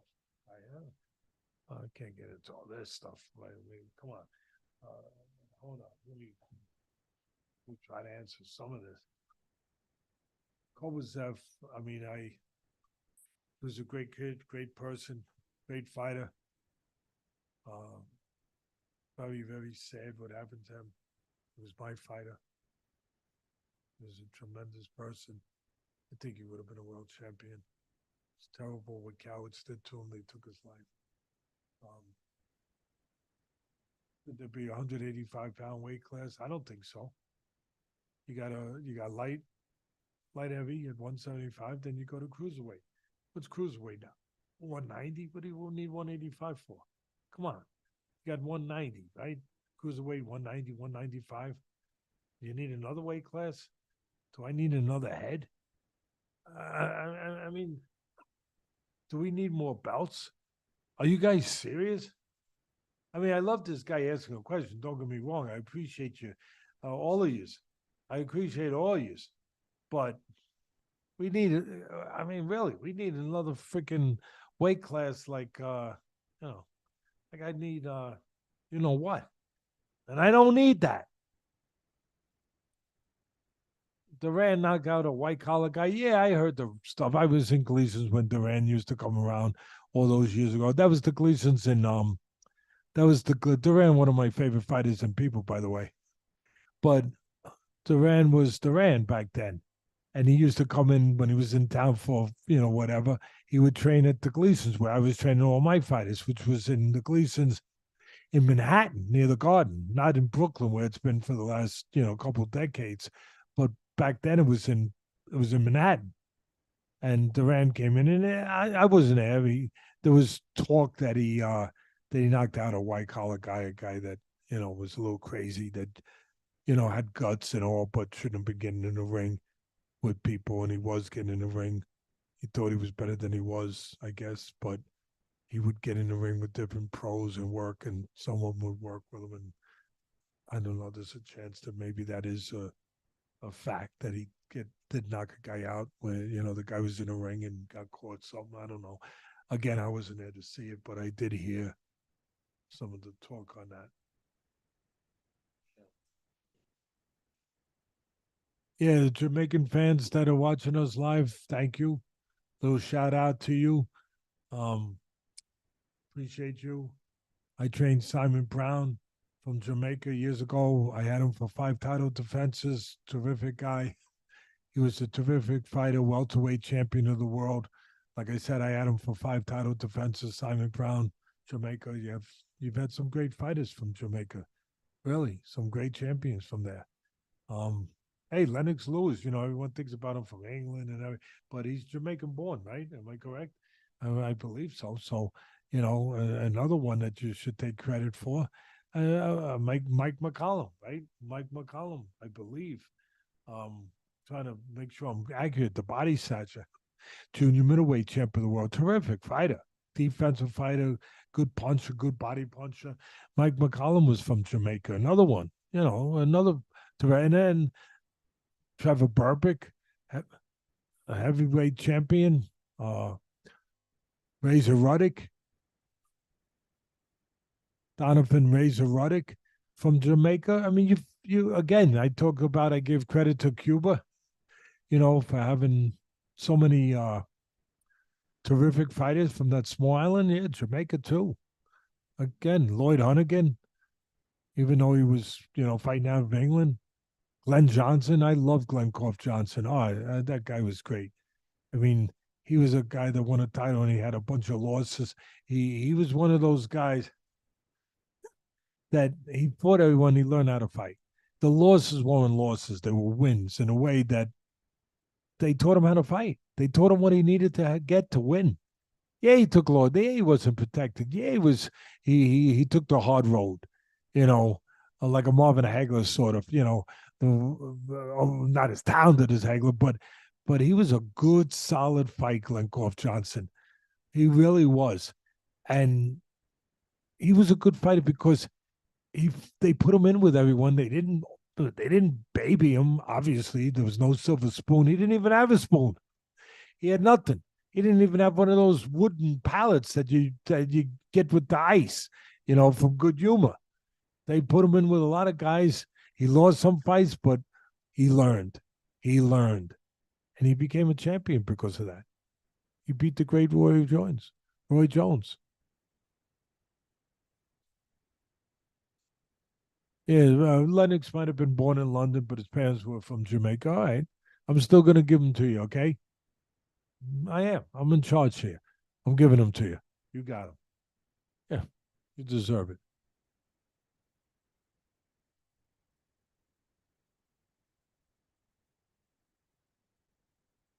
Yeah, a couple more questions, people. I hope you were with us. If you're with us, we're going to keep doing this. If you enjoyed it, I enjoyed it. If you didn't, then, we're not going to do it. But if you enjoyed it and you come out and you tell your friends, your family, you spread the word, then we're going to keep doing it.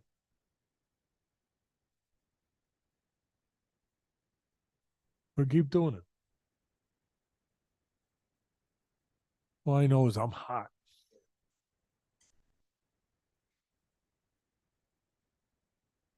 Yeah, I mean, he could become a gate. That's a good question. That's a boxing fan question. That's a smart question. He doesn't want to be a gatekeeper, but it happens. You're a guy who's getting a little long in the tooth, right? A little shop worn, whatever, and you're not winning at the top level, but you're still competitive. You're right there. You're just one fight away from being a world champion, right? You're the name. You're a guy that can get in the ring with anyone and either beat them or at least give them a good fight. You know, do you become a gatekeeper for the young guys coming up, for the guys that want to be that guy when it's time to test your guy a little bit? When you think you have a little edge where you have like a 60-40 fight, right? 55-45 fight. And when you start getting to that place with a prospect, who do you look for? You might look for a guy like Plant, at a certain point, and then he becomes a gatekeeper. And it's not derogatory. There's nothing derogatory about me saying this. We're just talking, facts of life.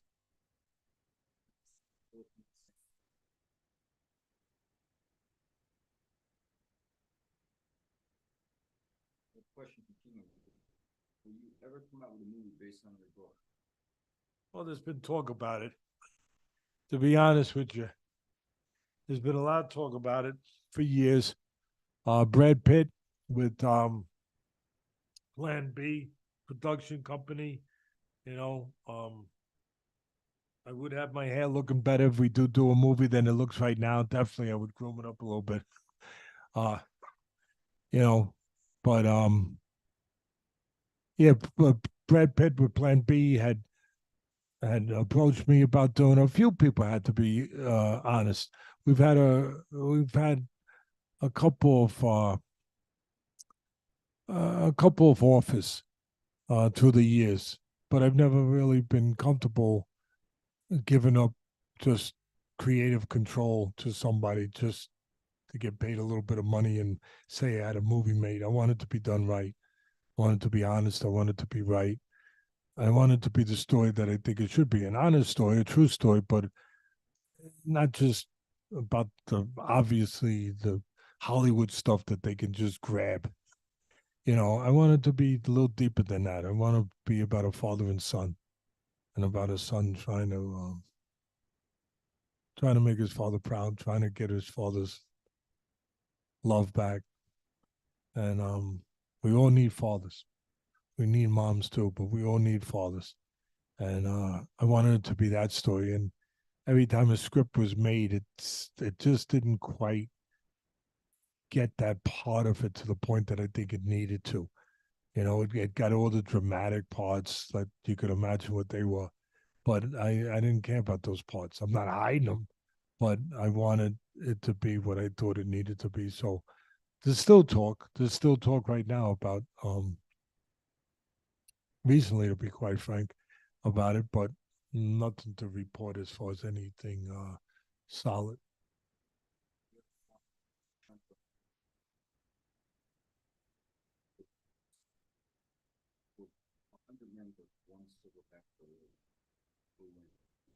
No, I'm going with the there's a trend. My son just told me about 100 men fighting a silverback gorilla. All right, we want to go down this road, really? All right, I'll go with you. I'll play the game. I'll go down there with you. Okay. Um, I'm going with the silverback gorilla. Okay. All right. 100, bring 200. What are you gonna do? Unless somehow you can be dropped from up above on top of him and do that. You still have to walk through a bad neighborhood, as I say, to get to him. You're getting mugged. You're getting mugged. There's crap. You're getting mugged. You again. I'll say it one more time. I'm breaking down gorillas and people. Yeah, we've gotten to that point. Yeah, we've been reduced to that. Yes. Okay. And yeah, I'm allowing myself to go there. Sure. But unless you can drop him from up above, from like a helicopter on top of him, he's beating the crap out of every one of you as you try to get. And I'm cheering for him. I'm cheering for the gorilla. Next,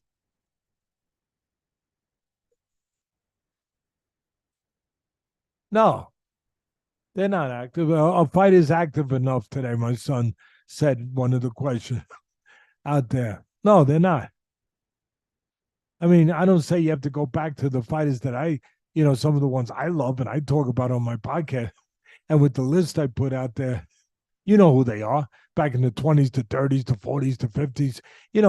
Look, the great ones in the 80s too, with the Durans and the Sugar Ray Leonards I mean, Duran had over 100 fights. But you go back to the Henry Armstrongs and Harry Grebs. I mean, these guys were fighting 35 times a year.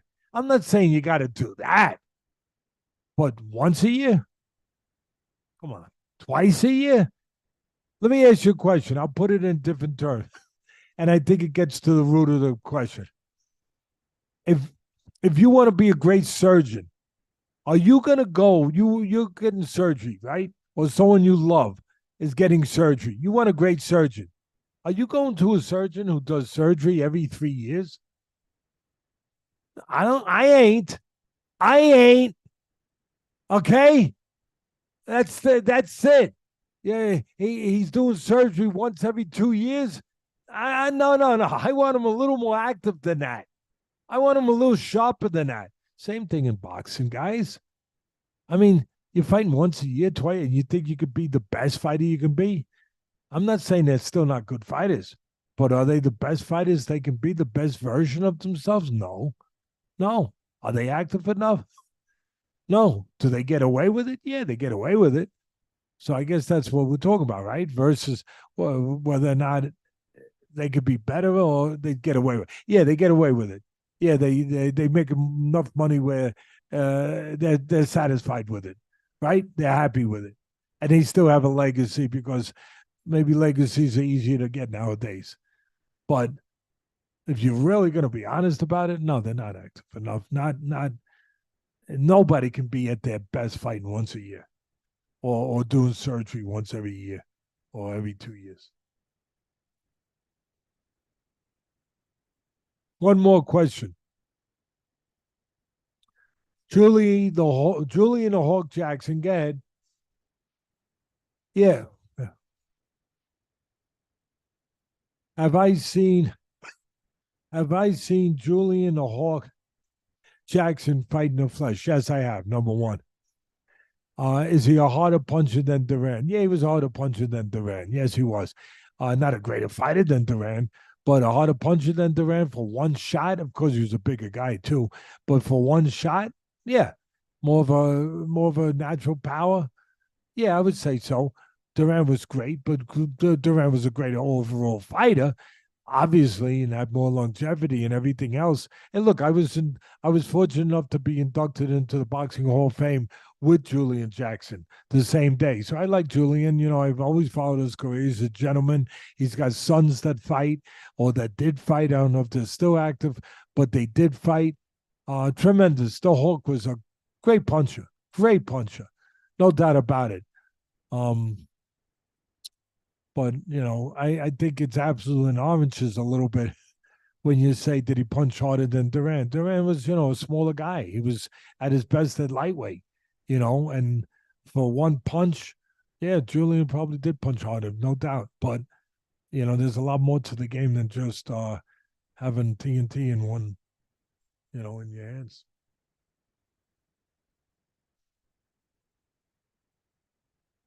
Let me see. I'm gonna read this gorilla comment. What are you saying? How are you responding to my gorilla comment?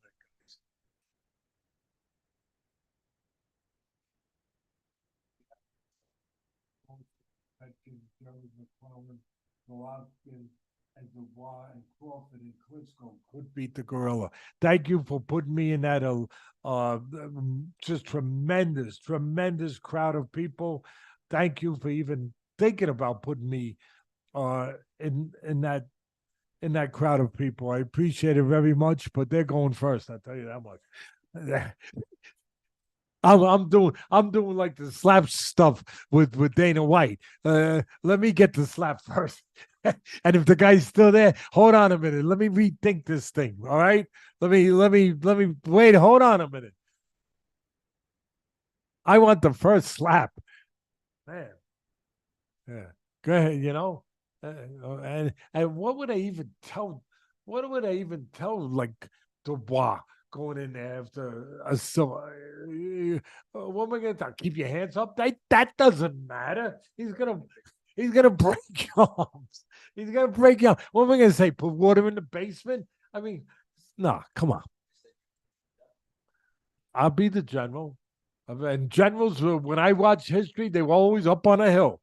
They were at a Patton. Whenever I saw Patton on TV, he was at a distance. He had binoculars, right? And he was on a hill with binoculars on. Give me the binoculars, put me on a hill, and I'll be that general. Yes.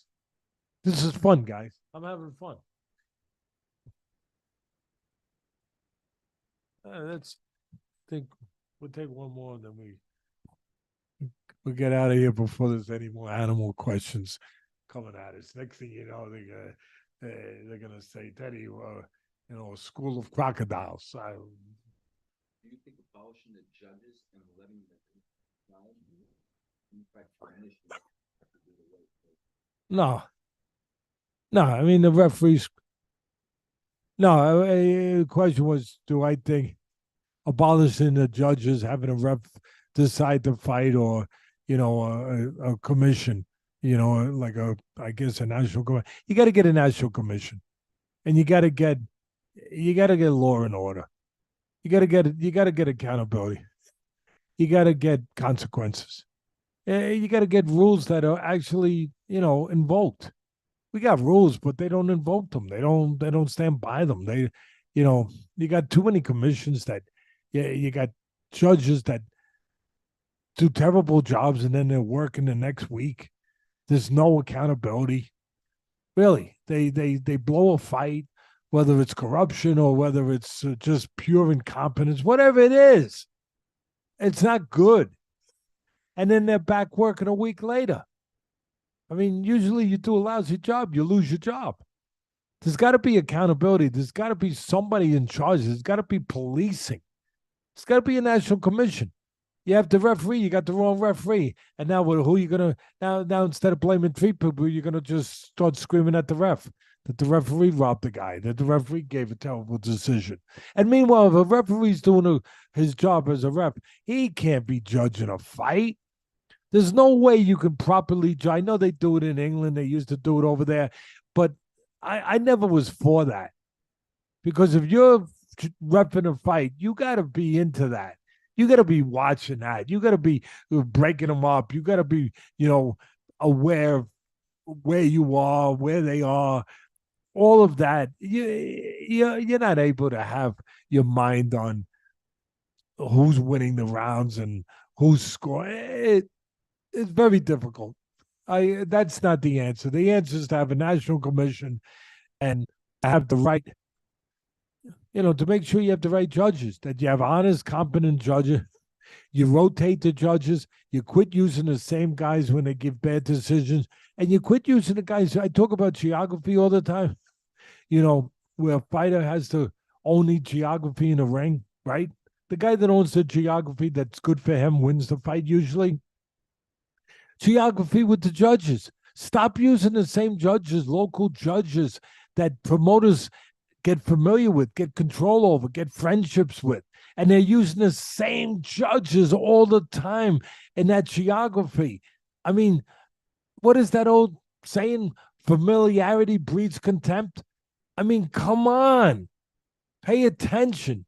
If you're going to have the same guys in the same area always judging, you're going to have a problem because, again, they're going to grow a relationship with these promoters.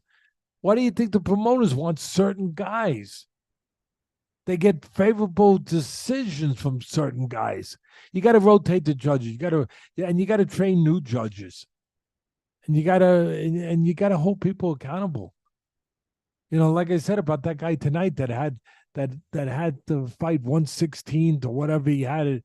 Or was it 115, 130? Yeah, 115, 130. He had it for, he had it for Plant. Call him in. You got to call him in and make him explain himself, not just put him in another match the following week.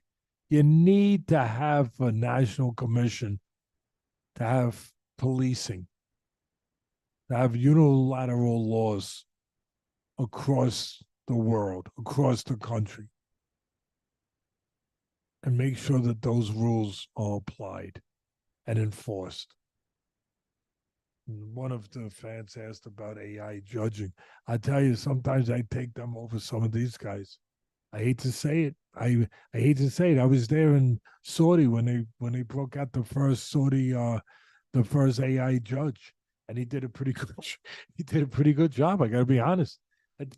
Which fight was it?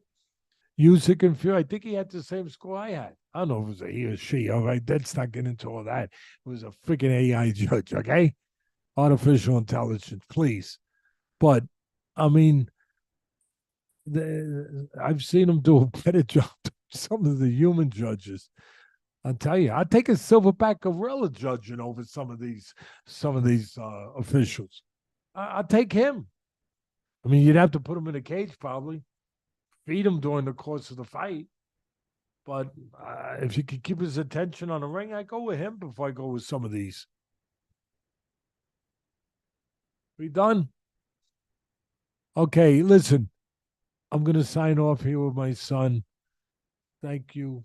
Thank you guys for coming out. Again, I'll just repeat myself. If you enjoy this, if you want to go back in time when I used to do the commentating, and hear me doing it and hear me with my son. Today we had a little glitch, where we couldn't have my son with me the whole time, but usually he will be with me.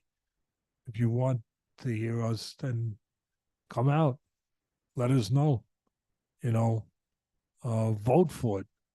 And the way you vote for it is by being there. And then we'll do it. If not, we won't. But see you on the podcast. We'll be on the podcast Tuesday. We're doing it Monday. Normally we do it Sunday now, but every once in a while, schedules will force it to be a day later. That's the case this week. So we're gonna do it Sunday. We'll be up Monday. We're gonna do it Monday. We'll be up Tuesday. I'm sorry, instead of being up Monday. All right, everybody, be safe.